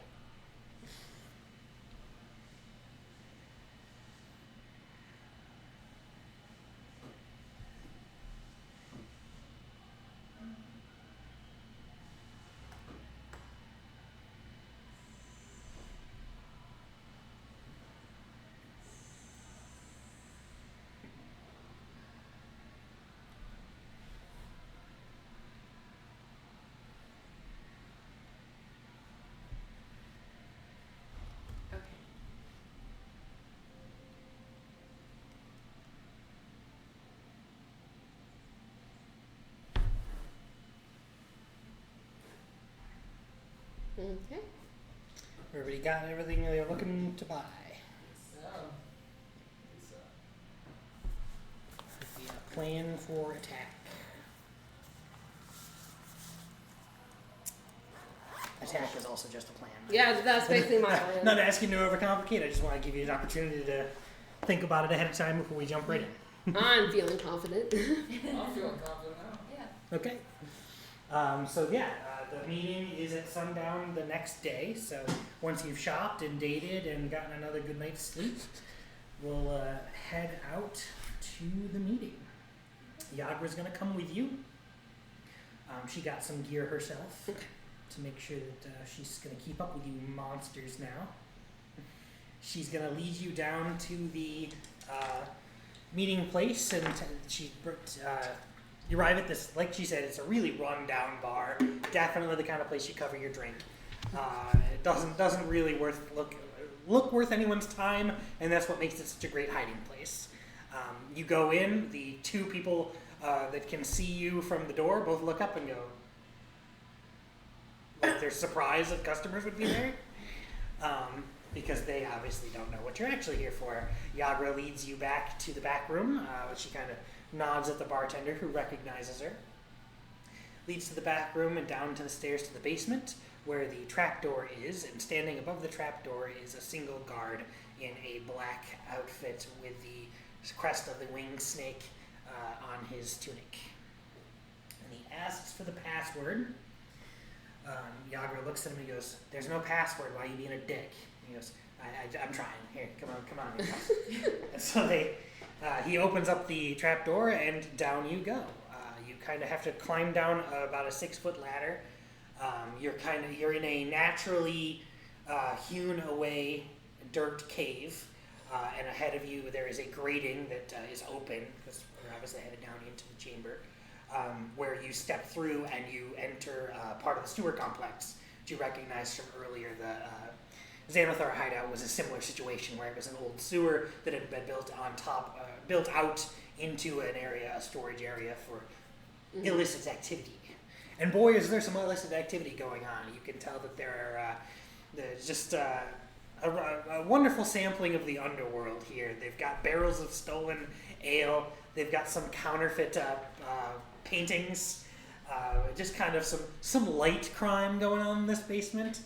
And standing around, there are about 4 or 5. In fact, when you count them, there are actually 5 people there to visit, presumably kind of chatting amongst themselves about how they got into contact and the sad state of affairs is they've effectively lost the gang war and they're kind of commiserating about it. And against the far wall, talking to the 5th person there, there's 4 in the room and it was the 5th, was why I said it that way, sorry. Talking with her other person is presumably your target. Whose name I had, and I closed the book to shop because I'm a jerk. Don't close the book. I'm going to be in DM. It's not true. Tashlin Yafira. She stands there. In fact, you've seen all these other people, so I can finally show you. None of these are spoilers anymore. She's standing there in the middle. Oh. And that's Zaraj, who you fought, Schemo, who ran away from you, and I don't remember if he lived or not. And I believe you killed those 2 without even realizing who they were. But Tashlin is very tall. It definitely carries herself like an experienced warrior. She's seen battle. Her axe is well cared for, but many notched. Not a person that you would just go messing with on the streets. I'm not flirting. Okay. She does, the moment you land, you all get off the ladder and come down, she looks up and greets Yagra and calls all 4 of you over. And so, I'm glad you made it, and you brought friends. I don't know if I've ever met any of these people. I'm glad to have that you here. No. Make a persuasion check. Oh, not that one. Let's try this. Let's see, See how if awful. inframmers are up. Let's see how awful that. 18. Ooh. Was that persuasion or? Persuasion, yeah. Not persuasion. 19. 19? Alright. She kind of looks you up and down. She got a nice cloak on. You're in good shape. You're a monk. Alright. Hey, Yagra, you brought me some interesting finds this time. And who's this? And Yagra introduces you and she kind of stumbles around the words. Like, this is my, this is her. She is, you could just tell that she wants this person, she wants to impress this person very much, and she cares very much about you, and she doesn't have any idea how to put the 2 things together. I'm Poppy. Stepping in as she's stumbling over herself. Poppy, it's lovely to meet you. Yagra's always had an eye for fur. And you? Well, there. Oh, welcome. A priest among our ranks is certainly a rarity.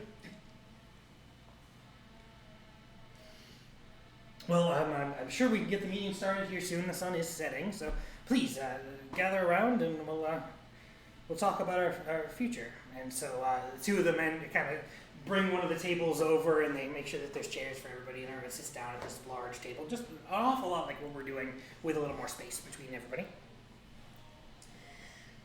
And Tashlin stands at the head of the table and addresses the group. It's like, so, I don't have to tell you guys that we are in a pretty big mess. The raiders have all been horribly murdered by someone we don't even know who. Probably that bitch Blackfire, but it's a bad time for the Zentarum. The Xanathar has basically taken over most of our hideouts and almost all of our ventures and schemes and whatnot. We need to decide what we're going to do forward, and we cannot give up this foothold in this city. It's just so important to everyone else. The other bosses are going to be on us If we show weakness now, this could very well be the end of our organization in the city. I can't allow that, and neither can any of you. Who has any ideas about what to do? Handsome new guy, what you got? Give us an idea. No bad ideas. I'm thinking, lady. Good enough. He's a thinker. I don't know if I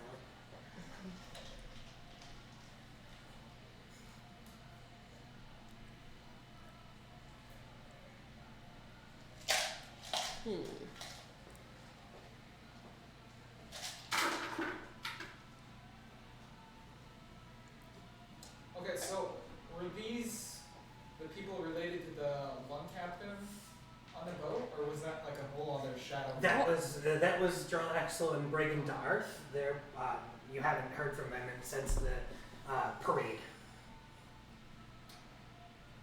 I'm gonna ask her. What do you know about those guys? I didn't even know that they were in the city until it was far too late to do anything about it. But Jarl Axel is known up and down the Sword Coast as a manipulator and a mercenary. I assume he wanted something to do with the city and its all that money that they were looking for, but I don't have any idea what happened to him after the parade. I assume they're all packed up and headed back to Luskin by now. Alright, gotcha. I don't think we have any of our woes to lay at their feet, but perhaps they had something to do with it again. Maybe they provoked the Zentarum, or not the Zentarum, the Xanathar Guild, or gave them information, but I can't imagine there was anything we were going to do against them. Especially not fighting a war on two fronts.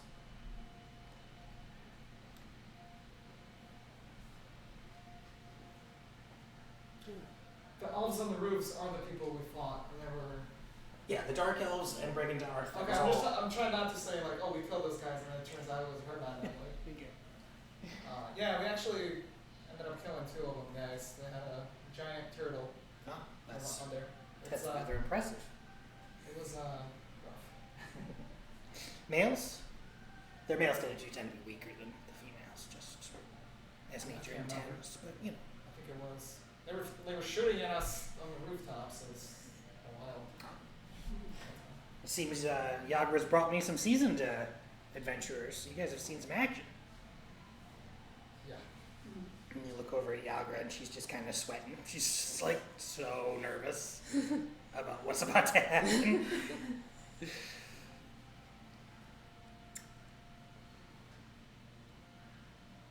Who am I sitting next to? Whoever you want to be sitting next to. Yagra, assumedly. Yeah, on one side I assume, but the other. You tell me.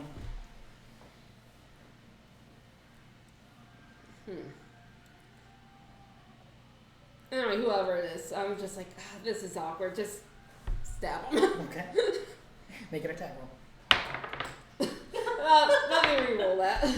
Well, it was Max sitting next to you, so that's who you attack, sorry. Just stabbed you. Okay, this is awkward. Can it be a sneak attack? It is a sneak attack, yeah. You're next to enough people, that, and you're sneaky. It's a surprise, I can tell you that much. So that's 2. No.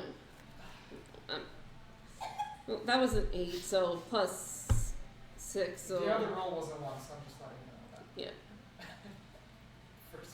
So you rolled an 8, you got plus 5. 6. Where's the extra 1 coming from? So it was an 8. So the attack bonus is 6. The attack bonus is 4, plus 1 from Oh. the weapon, plus, I don't see the other 1. Which might be there, not see it isn't. Why is it 6? Anyway. Okay, so I guess I miss. Okay, yeah, you can roll a 13. Yeah. Let me see.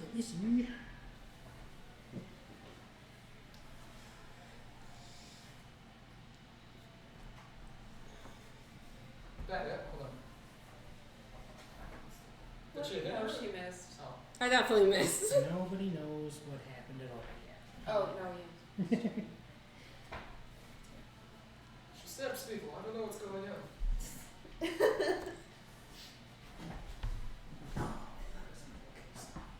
Immediately choosing violence. Listen, it was getting awkward. I was gonna try to come Yes. up with a plan to like lure her out somewhere Right. and then like kill her in like a forest and like bullshit her. But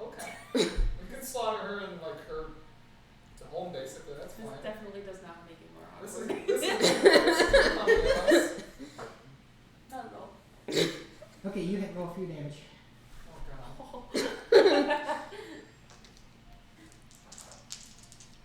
Wait. It's 1d6 plus the 3. 6, 12, 15, 16 plus 5, so 21 damage. Okay. So the thug next to you, you get him and you just cut this big gash across his chest. He's alive, but he is not happy about that. Do either of you want to do something in the surprise round? Yes. I'm just shocked. Perplexed. I guess Anything out of keeping a up bank. with- Keeping up with the stabbing, I'll slice with my small knife if I can find it. Same guy, different guy, or the boss? Same guy. So let's say you're sitting on the other side of him.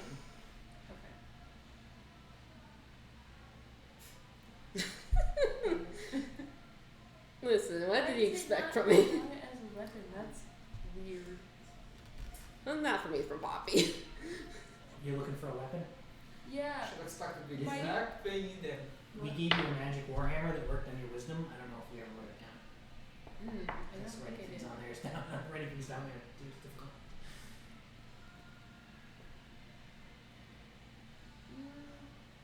What are you doing? I didn't. I'm confused.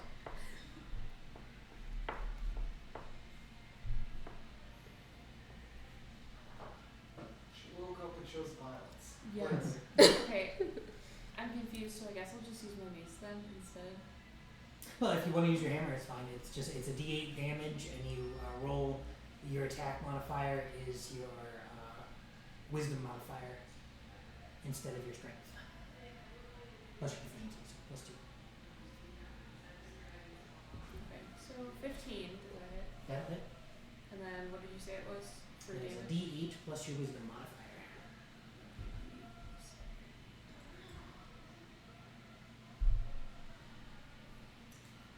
Did I use your D8? Yes. I'm looking at it, it's confusing. Wherever it is. That's a 10. Oh, never mind. I figured it out. Oh, my short sword is dexterity, so that's 5.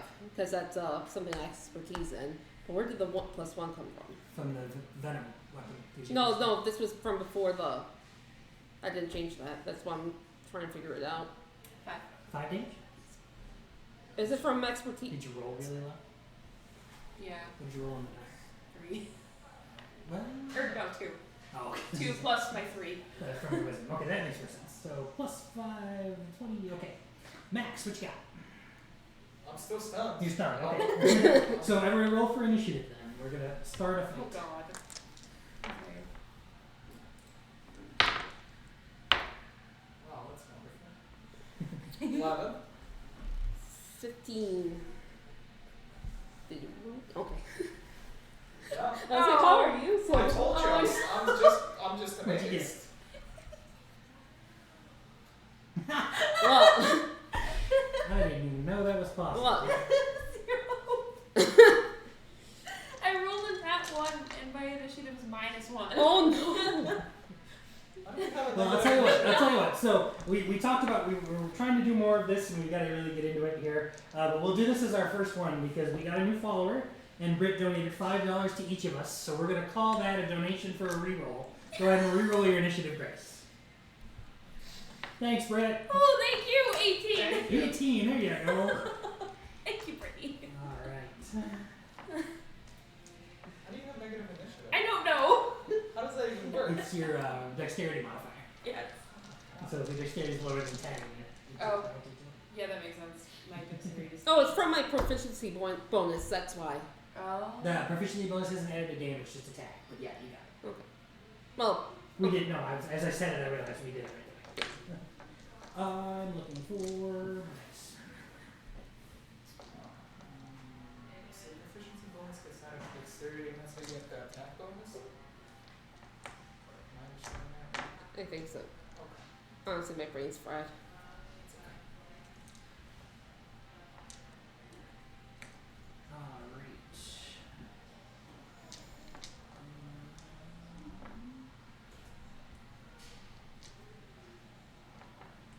So, now that we are in initiative and we are all acting collectively the first turn of this fight, Shannon, you get your first again.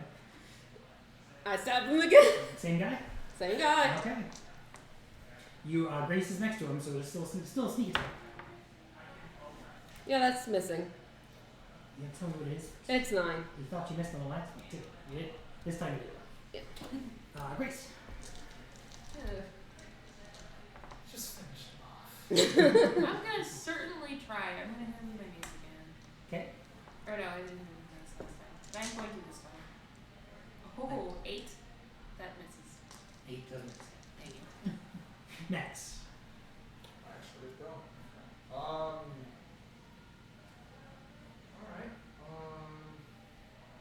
Guess I'm trying to figure out where I'm sitting next to. Wherever you want to be. I'm guessing I'm sitting next to the lady I just flirted. Sure. And then, That would make sense to me. well, that's awkward. Okay, I will deck her in the face. I will attempt to. I expect it. If you guys can keep that, that'll be a bonus. Yeah. All right. 6, 9. I can count this. 15 for the first. That misses. Do I get a second punch, or does it have to? Okay. You get extra attacks. Yeah, 27. That'll hit. Oh yeah, I remember that. Dice. Can I have 6? 56. Just 1. Just absolutely. That's 9 damage, and I'll use a key point to, I guess, topple her off her chair. I don't know if that makes sense. Do you need a key point to do that? I think I get, so I get a push, topple, and something else maybe? Oh, you're looking at the new monk. You don't have that one. No. Those are weapon masteries. You can stunning strike with a key point, Flurry of blows. or flurry of blows. I'll try to stun her. Let's see.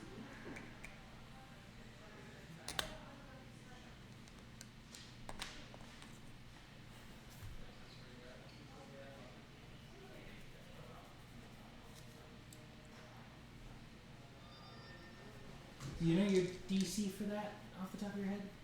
Have you ever written down? No, I should probably write it down. It is 8 plus your proficiency modifier plus your wisdom modifier.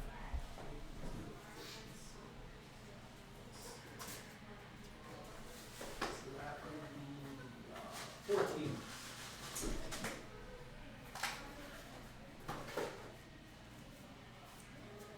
Okay, so she passes that save and is not stunned.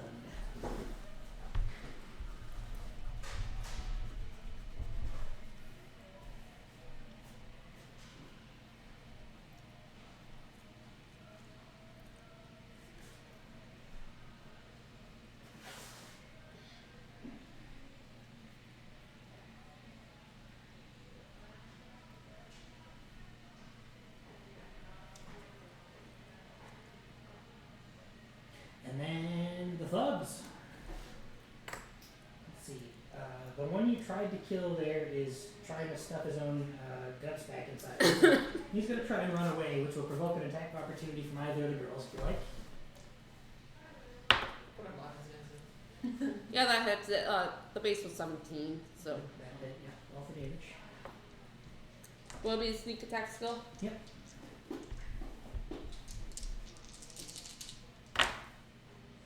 Oh, I forgot about the venom.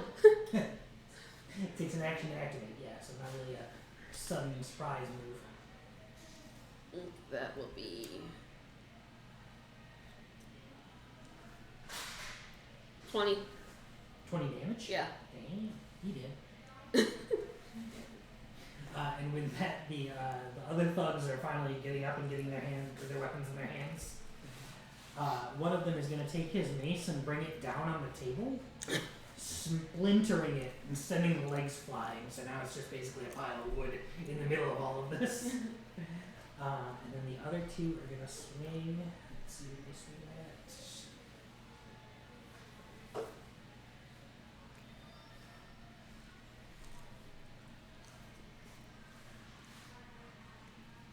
Disadvantage, right, Max?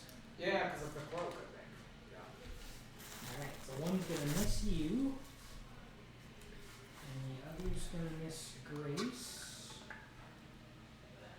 Alright, the one is gonna hit Yagra, so she's gonna take.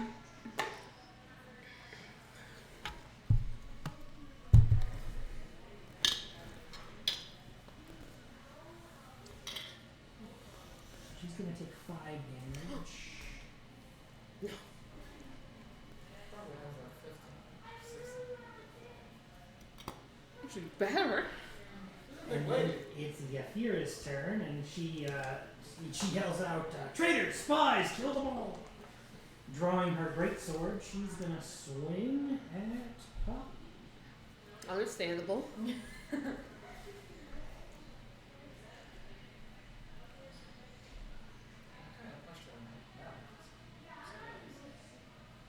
Which will do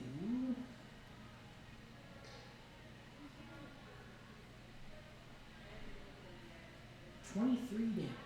Ow. Ouch. Uh,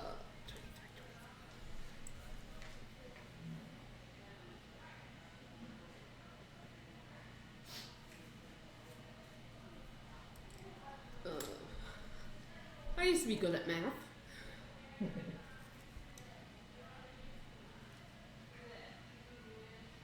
Owie.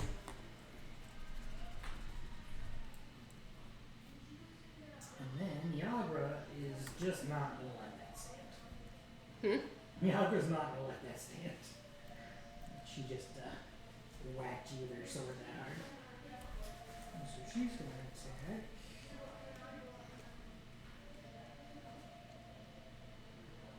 Okay, so she's gonna hit.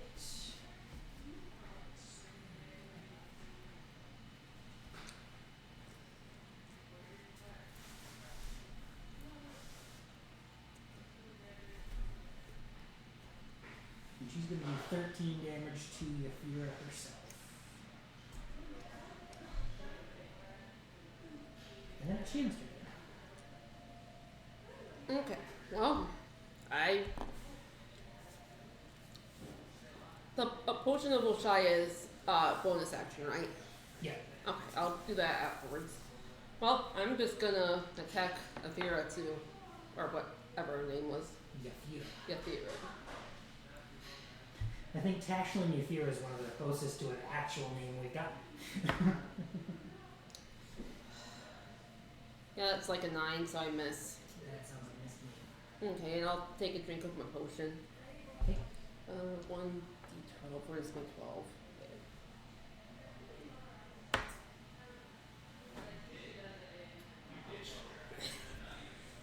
Can I use a reroll? You can because it's a potion of Oshai and they have a reroll built in. Does it? No, I just made that up. Okay. Don't ask questions.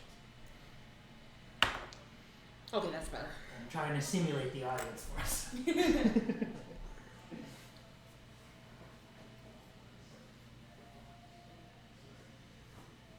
She happened to roll me max damage on a couple of those dice, so you'll forget. The dice weren't, I will be. Back It's to your slightly turn. better.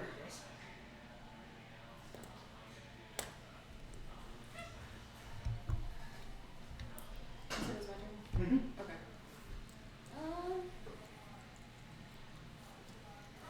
It's the one I've had the best luck with. I'm just gonna hit with my mace again, whoever's closest to me. Okay. There would be a thug closest to you. Okay. 15. That 7 damage. okay.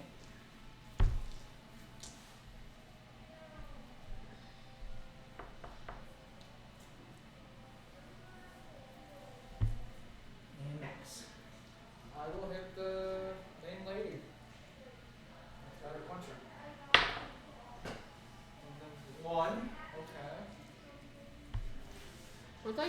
like you apparently. Yeah. It's awful. Was that you were saying that that guy wasn't bad at his job? Was bad at his job because he didn't roll well? I don't know. It's worth coming back on it. Yeah, for sure. I'll try to roll a second. 19, okay. 28. And then.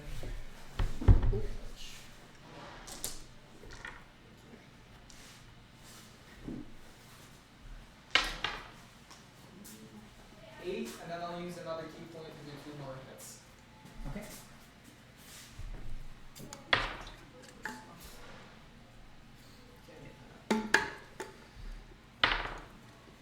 Nine. So 18.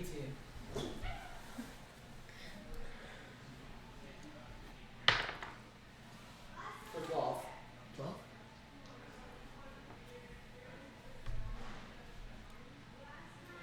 Alrighty then. There are 4 thugs still alive, one of them in pain. So they are their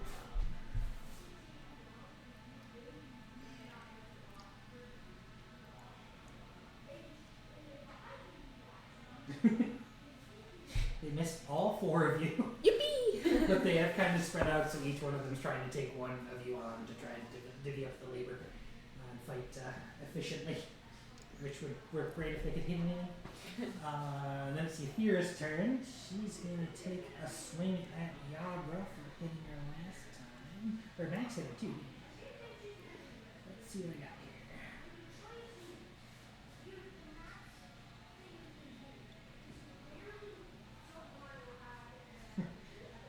That clunky displacement is saving your life, Max. Yeah.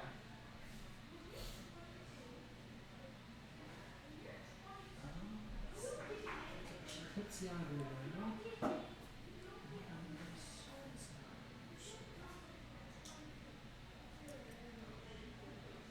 She's going to hit Yagra for 21.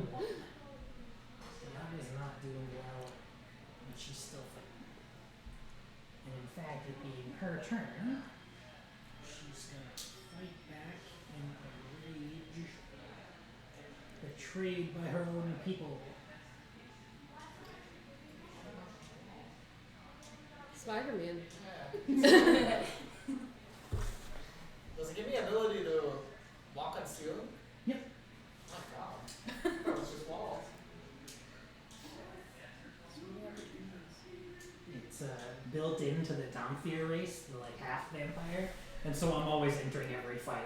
I'm standing on the ceiling. I'm gonna shoot down. Is there like a disadvantage for that too? For being in the ceiling? No? Okay. No, I mean like for the other people trying to hit me. Not technically. There's no like mechanical advantage to it, but it's a great way to lay ambushes when people aren't looking up. Gives you a chance to hide where you might not otherwise. Get you an angle on them that, like, if they're gonna throw up a wall in front of you, between you and the fighter, and you're up above them, the wall doesn't mean anything. So that kind of more of a tactical advantage than a mechanical. Gotcha. Is there an extra damage for like a leap attack? No, not. There are abilities that do that, but not like a generic. Gotcha. It's assumed that you're doing that, and that's part of why you're so good. Let's see. As a person whose fists do more damage than it takes to kill most people. So Yagra swung, she did 10 damage. So Yathira is, she's taking damage here, but she's looking really good. You can tell she is an incredibly experienced fighter. She is managing to hold her own while her thugs do barely any help. She had a hit. Your worst. Yep, I'm gonna attack her. That's better. 20. Yep. 30, 20, yeah. Still sneak attack? Do you think? Yeah, you've got someone next to him. So we are all in such close Yeah. proximity here. It's hard not to. Almost like we're fighting in the basement. Okay, that's. Okay. Yeah. 15 damage. And as a bonus action, I'm gonna take one of my snakes out and. Yeah. Okay. I forgot about the snake. Don't you want to activate your dagger? Oh. Yeah. Activating your dagger is an action, so it replaces Yeah. attack. Okay. So you don't want to do that. as Yeah, Jack. no. Alright, so she took that damage. That was unpleasant for her. And then if she has nothing else, it's Grace's turn.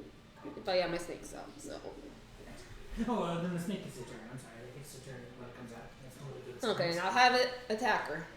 Do you have it there? Because I don't have the stats for that. It's just a giant poisonous snake. Give me a second. I didn't know if I gave you the stat block or not. I forgot. Let's see. Attack. Bite attack is +6. Do 1d4 +4, and then some, hopefully some poison. Mm-hmm. Where's my 20?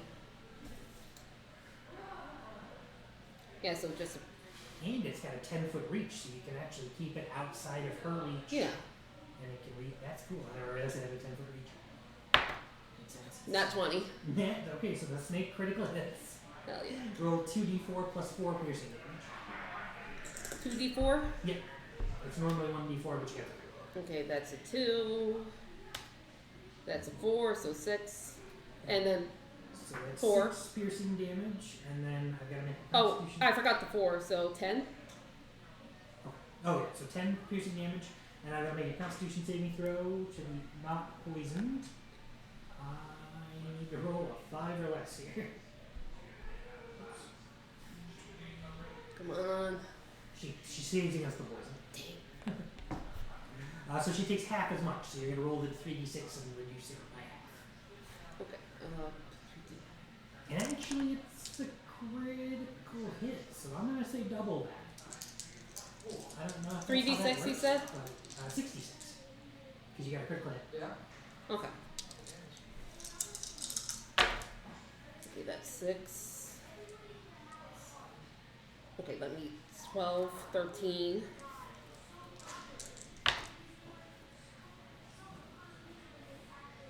19, 23. 23. So she's going to take, what, 6? 23. 11 damage. Rounding down. Cool. 21 damage total is not bad at all. In fact, she is now what we consider bloody. So she is definitely showing some damage. Not happy about her plate today. Chris. Summon Guiding Bolt. Go at her with that. Okay. So you're going to make an attack with your wisdom. And you're getting a 22. +1 for it from your aim, right? Oh yeah, summon 23. That hits. Oh my god. I think it's 16. 16 damage? Yep. Awesome. And so whoever attacks her next gets advantage as well.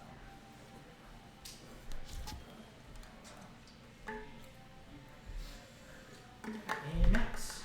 Alright. I will run up on the wall. And then I'll up in the ceiling, I should say. Okay. Do you want to hit her and then run, or do you want to run? Because when you move out of her reach, she's going to get an attack opportunity against you. I might as well punch her. Yeah, I would hit her first. 20 something. That'll hit.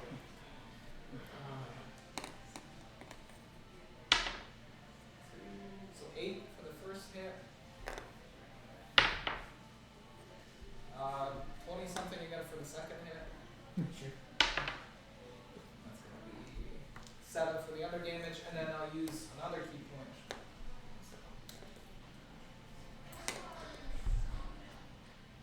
I'll use another key point to do 2 more punches. 14 To hit or miss? Or hit or damage? to hit. That misses. Come on. No.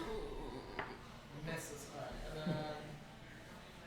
and then I'll just take a chance in an opportunity. Okay. So you're going to run up the wall and into the ceiling? Yeah. Calculator's not my dice roller, they just happen to look the same. What's your armor class, Max? 18. Yeah, so she misses because of the cloak of displacement again. And that makes it the thug's turn. Take a swing at you here. Hopefully we can do something.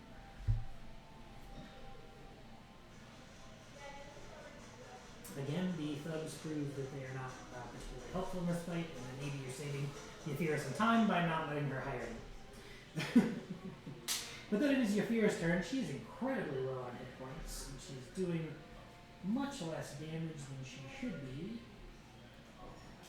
But you see her take a moment. She's got this look of focus on her face, and she breathes in and breathes out, and you can see that she's really preparing herself to just murder you guys.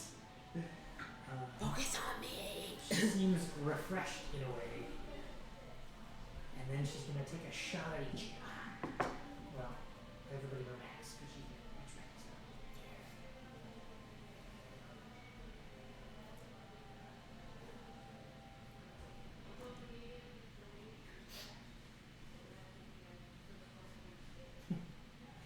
Alright. So that's going to be.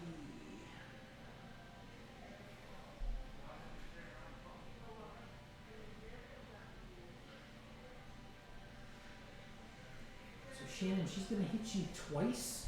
The first time for 15 damage and the second for 8. They both miss.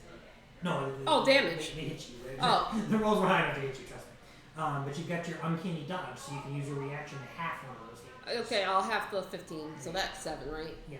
7 and what again? 7 and 8. I'll take 15 total. So effectively, you negated an entire attack. I'm down to 16. And Yagra's going to try and grab her so she can make it easier for you guys to get in there.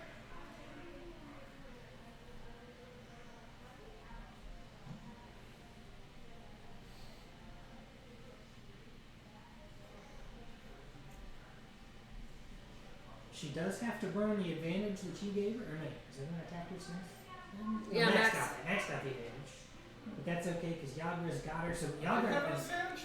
Oops. Yeah, he didn't Your roll first for roll it. did, but you didn't need it. 'cause you did. Oh, okay. I didn't know if it Yeah, was we don't get to pick when to apply it, otherwise it would. But your first roll is, so I just missed it. I'm saying something. Yagra's gonna grab a hold of her. So Yagra's grappling her, so now she can't run away and she can only attack Yagra. Well, I think she can still attack people around her, but it's hard. So Yagra's holding her down. We gotta finish this. Shannon, it's your turn. Okay, I'm attacking. I get advantage, right? Yep. What does that? Son.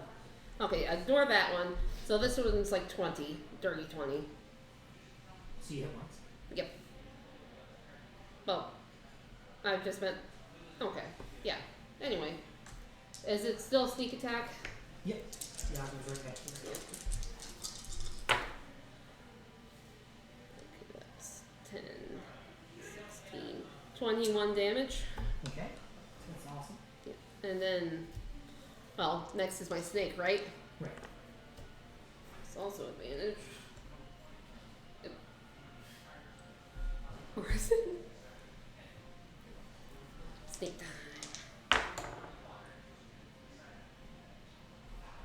Was that plus anything? Well, that was like 14, so. Snake gets a +4. Plus 4, so 18. 18. Just enough. So 1d4 plus 4 damage. Wait, I'm sorry, the snake is a +6. I was looking. Either way. it's still a d4. Yeah, d4 plus 4 damage. Okay, so 7. Poison. She succeeds on the poison, so she's going to take half damage of 3d6. Okay. Oh, 3d6 though. 9. Sorry, trying to. Why am I bad at math today? 13. 13. Half 13 is 7.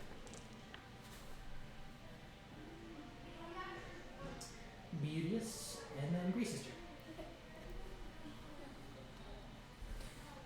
Please go. Guiding bolt again. I didn't hear that. Can I do the guiding bolt again? If you're up, yeah. 16. That misses. Dang. Okay. Did he do that with advantage? She won't get it. Oh, okay. Sorry. Max. I'm gonna jump and try to hit her. Okay. I'm gonna jump with the fist extended and try to Sure. Cocker in the face. 8. Okay. 27. That hits. Let's see, 12 Damage. damage. Alright. 27 for the other hit. That's gonna be Max is amazed at his own competence. 11 points of damage. Okay. And then I'll use another key point to do 2 more strikes. Sure. There it goes. 19, That hits. 10 damage. And then the last one is 22. Sure. And 12 damage. So you're only about 20 damage overkill here. How would you like to finish this? I'm not gonna kill her, I'm gonna knock her out. Okay. What? You could get more info on her. Okay. Knock her out, cold. No more teeth left. It's okay. Okay. And so, anything else for your turn? No, that's it. Then it's the thug's turn. They're all going to throw their weapons down the moment you beat her so unconscious because they don't really want to be beaten unconscious either. And so they all throw their maces down and drop to their knees, surrendering. And Yagra kind of lets go over limp Bobby and pops a potion for herself. I hate her one of my other ones. I guess she needs I'll it. give you one of my potions. I have to. She has her own. Oh. It's okay. She needs it more than I do. She really doesn't. Listen. She's meant to take hits, you're not. But there you go. So you've got 4 surrendered Zentarum thugs and their knocked out boss here in this wonderful little basement. What comes next? Honestly, I was. I've seen Pulp Fiction. So we're going to walk in. There isn't a good one. I'm honestly confused. Because you were sent to kill somebody and now she's unconscious. Yeah. Yeah. So we wake her up and find out where all her stuff is and pretend to tell her that we're gonna let her live. What are you going to do with the 4 prisoners you've just taken? Individually wake them up one by one. But No, make they're sure- awake. They're surrendered to you. Oh. They weren't going to let you do Oh, what you okay. just did to her. To them. Gotcha. She's wearing full plate armor. They're not.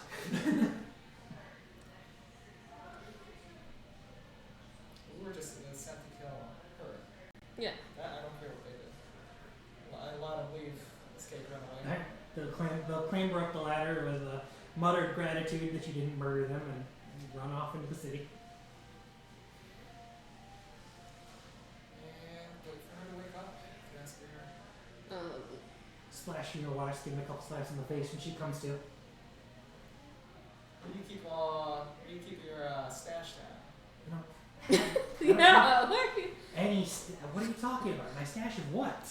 You're in my stash. If I have one, then I don't.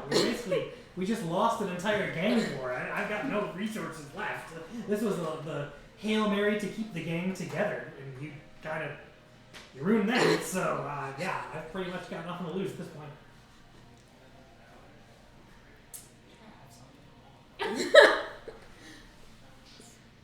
And she's wearing plate armor, carrying a great sword and a short bow.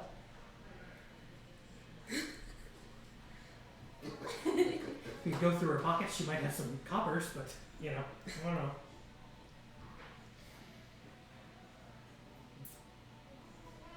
I'm just trying to get more loot. I don't know. You could have gone before. Do what you're big enough to do. That's what we're going to do.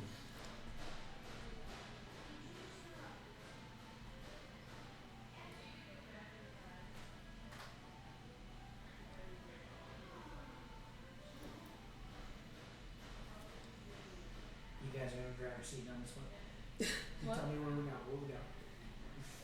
Listen, I was just gonna kill her. Yeah. If I don't have to kill, I don't kill. That's a yes.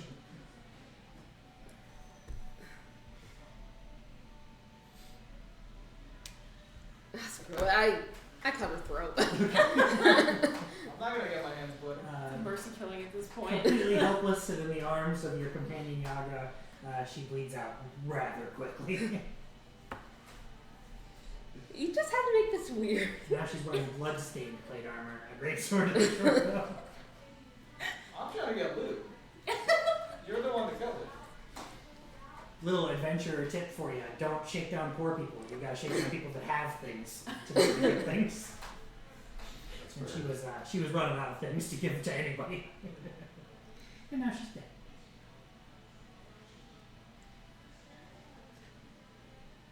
Sure will have no consequences.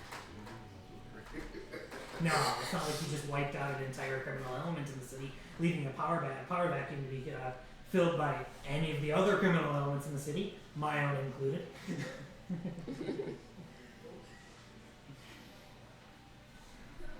Are you gonna take her body with you? Or are you gonna leave her in the basement? I'm not touching. That's where I murder people. I don't carry them around. Yeah, exactly. That's weird. That's weird. Even that I was against. That's awesome. This is true. Oh, let's pack it.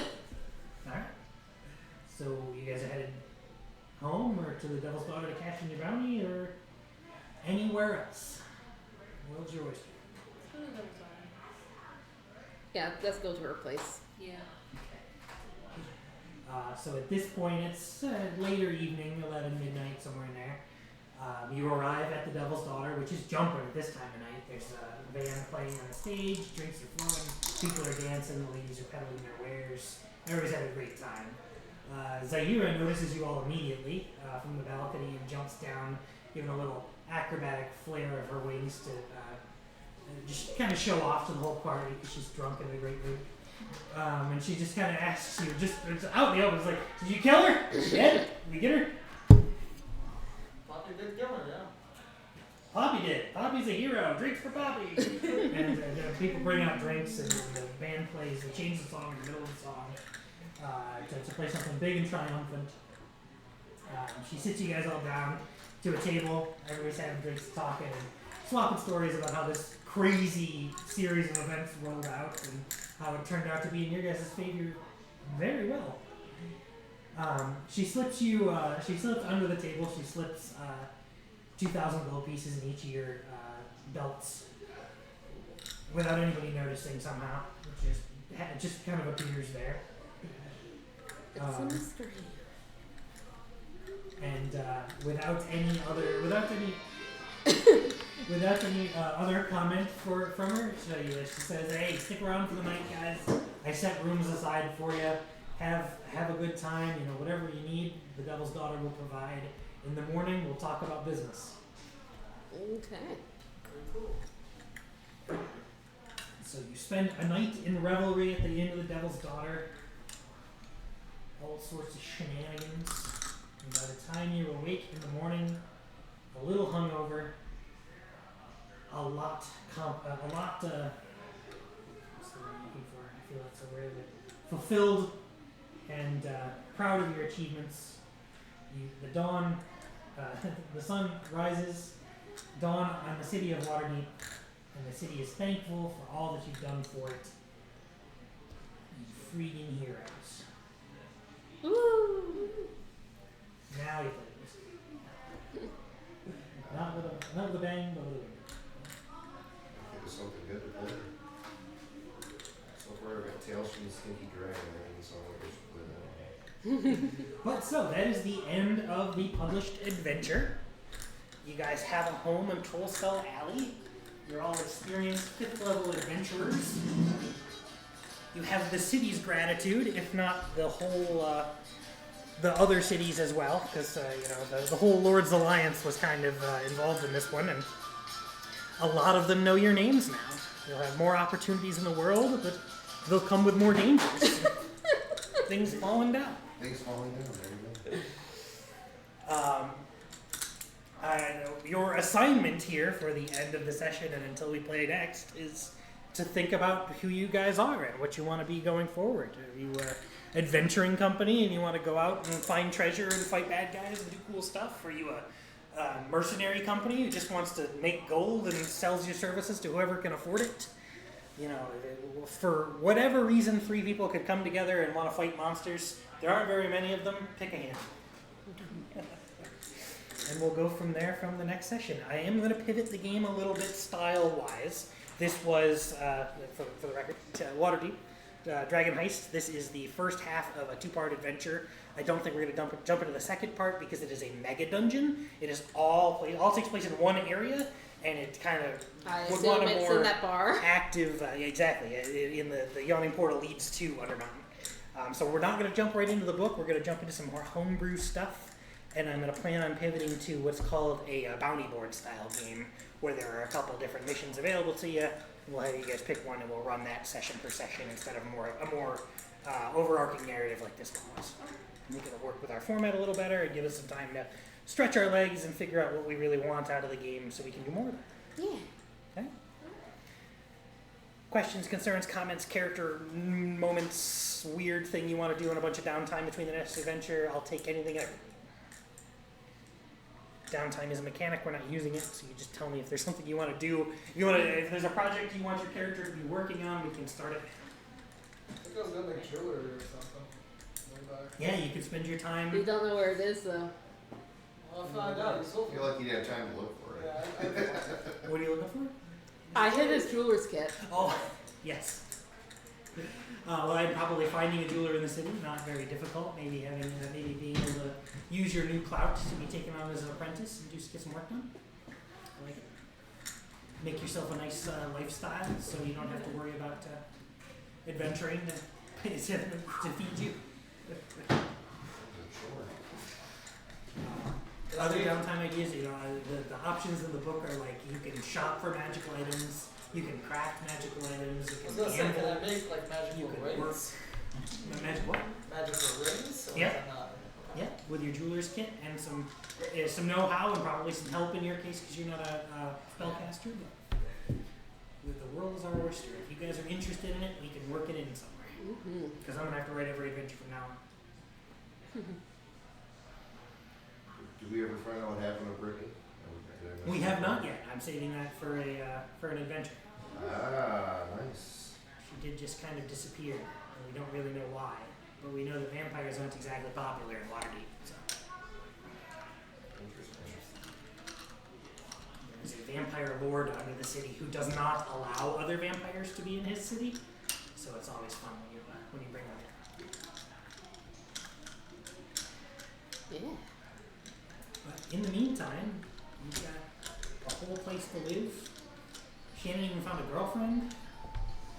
Nice. I will do up her stats as a sidekick for you before next session. Yes. So you can keep her in your back pocket. It's really nice to have a sidekick because then they can go do stuff off screen for you.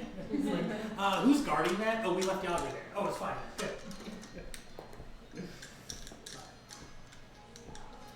I do always like to solicit feedback at the end of an adventure. I usually like to do it at the end of the session. But I figured at that point you guys would tell me. But if there is anything positive, negative, individual, something you liked, something you hated, something you wish I wouldn't do, something you wish I would do, any of it all, if you want to say it now, if you want to sell me later, if you want to text me later, I'm 1000% open to feedback because this is our game and I want you guys to be enjoying it and Yeah. doing what you like. And I am. Because we Yeah. can do what I like all day and I'll never notice that nobody's having any fun because it's D&D. It's just we need to get better at improving. Little Yeah. bit, little bit. Improv. You guys, We'll get there. you guys got to spend a little more time in the driver's seat. It's your homework. Yeah, I think you're doing an awesome job. Yeah. You're doing a good job. I just don't know like what things I can do. You could do anything. Well, and never be afraid to pitch something because Yeah. if I can make it work in the game, I will. That's what we call the rule of cool. If it's cool, we'll make it work. If I can't make it work, I'll explain to you why and then we'll move on. The game is it's the skeleton. The mechanics of the game work the way they do, and then everything built on top of that is just our imagination. Not used to that at all, man. This is. Yeah, in a video game, they give you 5 things to 5 things to say. You Oh, pick the no. one that you like the best. Well, then Now you you can can see say books. literally They anything. want you to Yeah. come up with a quest board and little icons above their heads so they know who to talk to. Hey, this person. What's the quest? Just pick some random type of music.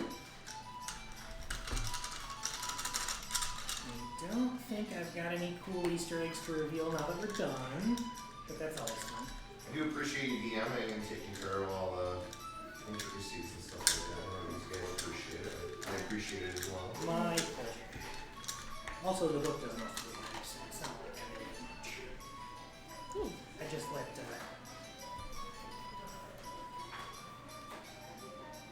Christopher Perkins speak through me. I should have known it was Christopher Perkins. He was the one. He's probably the head designer for all of these. So funny side note, we had all the people that donated to, Dynamite, Beer Glue, and all that. Since Brittany donated $5 to each of you, she's 4 out of the 5 people that donated on the board now. And the 5th one is Max, who donated after the Yeah. so those are our last 5 donations. Oh, yeah. Oh, that's the gold dragon on the vault Ooh. painting of it. Grandpa. Does Walmart match that What's that? by donation? Because a lot of people pick on. It does if you do it through D. Oh, I forgot to check in. That's dumb. Yeah, me too. We can take care of that too, because I got nothing else for the night, and we're a little early. We hit our ending. I'd like to see them all play a drinking game and make them roll. I don't drink. Constitution saving throws. What are you dragging Nancy? Let's go. I mean, sure. I mean, you just save the world. I figure you could pick your I poison. did kind of hand wave the celebration there. If you want to roll play some celebration, we certainly can. You just have to leave out half the things that people in the bar are doing for the Nothing's stream. more fun to me than to be into a tavern with a bunch of people like, alright, let's all drink and see if we can get some Constitution saving throws going. It's, my character is resistant to poison, so it's harder for him to get drunk. Oh.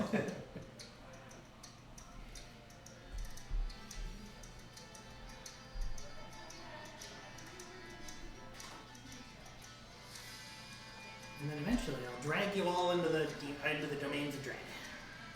Yeah. That's where I really shine. I Oh, was kind of waiting for like a final boss in that dungeon. Or was it three supposed to be final the, bosses actually. I thought it was supposed to be the dragon at first. No, you are not supposed to fight the dragon in any possible Yeah, way. you He will don't wanna annihilate fight the you without dragon. even thinking about it. Yeah. You do not want to fight the Might dragon. want a slightly balanced, bigger party of level 20s to take out the dragon.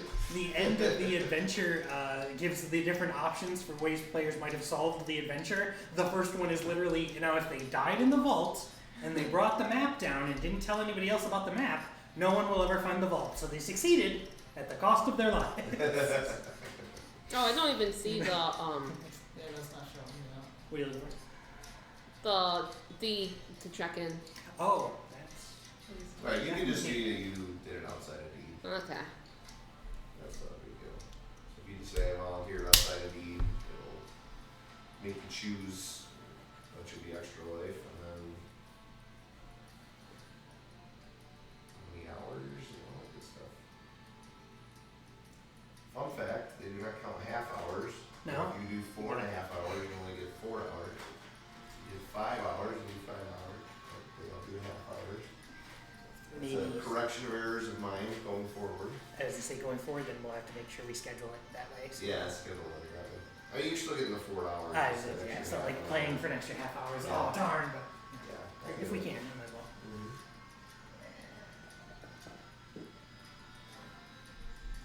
Well, our new follower said, hey, I'm enjoying the stream. I'll love to watch your stream again. Add me on Discord. So, I'll take it. Could you as a just do follower, me a favor but and give them your social security numbers I- as fast as possible? The funny part is I already did that, and then they stopped talking to me. I don't know what It's crazy how you just climb up right after that. Yeah. Apparently I bought a house and a bunch of other stuff I didn't Do know you have about. any Razor gift cards? Yeah. I went back to the store, I gave him my social, I got a phone call and I asked to pick up the line. That's for gaming and gaming accessories.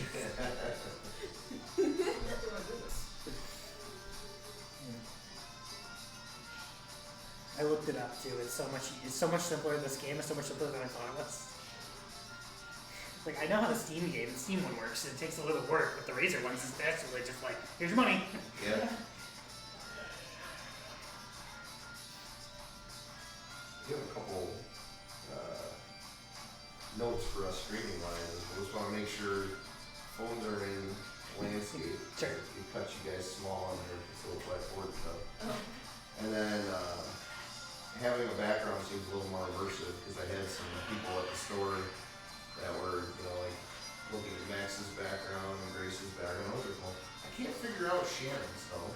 Oh, that's just the back wall. And they're like, It's the I ceiling. thought it was like blurry green forest or something. And I was like, oh, okay. Yeah, Because I had it streaming up in the break room at the store. So. it's a fantastical castle, a beautiful archive, and a pizzeria. Yeah. Listen, it fits me. Hey, that's fine. I will say going forward, I need a new sheet. It's funny, everyone's different about their character sheets, but I found that almost everyone agrees every 5 levels, just write it all down again. Yep. Start a fresh sheet.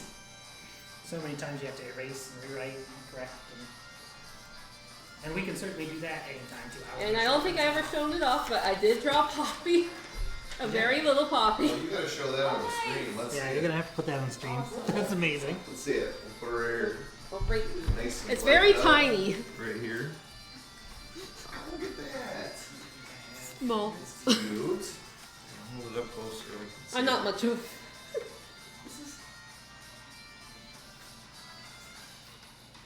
Right there, you've done more work than I ever have trying to draw my own character. I drew my other one too years ago. Proud art thief over here. That's awesome.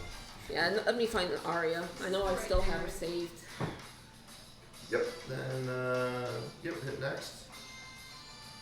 Then you just put it on the hours. How do I do this? Don't worry, help is on the way. So here you just type in extra life. Oh, extra. I keep doing your shine. Yeah, this is the one I did years ago for my original D&D character. She was a druid. Oh, that's cool. She was a druid. Yep. She was a She fairy. doesn't look Jewish. Thank you. Yeah, she was a health. Was elf? What elf, I think.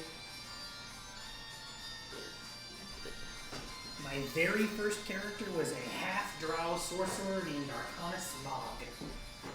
I played him 2 turns and then he got retired forever because we had 12 people at the table and that is not how you play Dungeons and Dragons.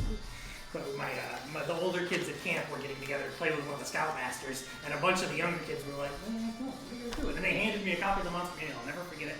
3.5 Monster Manual. I literally popped it open, and it was the Lich. You know what the Lich is? Yes. It's a sorcerer or a spellcaster that transcends immortality by becoming effectively a magical zombie. That picture in the 3.5 book, I saw that and went, this is amazing. And flipped it, and then I realized, I was like, wait a minute, and I switched, and I found the vampire, and I was hooked. I literally looked at the Scoutmaster, I was like, can I play this, and can I be a vampire? He's like, you can't be a vampire, but you're more than welcome to play. We rolled the character, and it was, we played until like 3 a.m. I don't think some of the older guys slept at all. I think they were up all night. And it was literally an hour between your turn. And I fell asleep a couple times waiting for my turn. They'd wake me up, and then I'd play. I was like, yeah, I'm gonna shoot that goblin. Okay, great. Yeah. I'll shoot the goblin again. Oh, he died like 2 people ago. Oh, okay. I'll shoot the other goblin. It certainly doesn't take a perfect first experience to get you hooked. Oh, yeah. I remember way back in the day we played Heroes of Might and Magic 4, it was turn-based, and we play it on the computer, and my friend would fall asleep, so it'd be his turn. And I'd be sitting there for like an hour, I'm like, dude, hello! I'm like yelling, trying to wake him up, and then, oh, is it my turn? Like, after like the last 90 minutes, it's been your turn. That's why we laugh now, because he moved to California. Yeah. It was a 3-hour time change. Now we both can stay up the exact same amount of time, because like for him it's like, 10 and it's, 1 o'clock for me, we're both tired at that point. And I know we talked about it a little bit before, with Discord and all of the options we have digitally, it's obviously not going to become a regular experience, but I would like to try a session entirely remote through Discord. Yeah. Just kind of to get the ropes for me to run it kind of easy to you guys as a guinea pigs. Because I wanted to do it. In fact, I added it to our Discord. There's an entire Discord bot for rolling dice and things. And so I think with some experience, and once I get a good handle on it, it could be a really great way to play the game. It might just be an easy one too, especially if we get weather or something. Like, hey, we gotta cancel this, we Yeah. can't make it. Okay, we'll make this one remote, and then we can at least get it going. Yeah, I definitely want to get some more into Discord, and we'll get the cameras all set up that way too. But, well, I'm gonna shut her down. So thank you everybody that checked out the stream or is watching this Thank video you. after we recorded. Woo! So, but Excelsior. we'll Twitch and YouTube. Like and subscribe.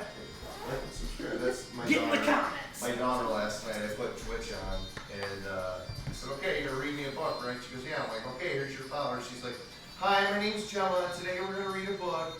Like and subscribe. And I'm like, this kid's been watching way too much YouTube Kids. Like, she kept saying things like, do you think the pigeon should take a bath?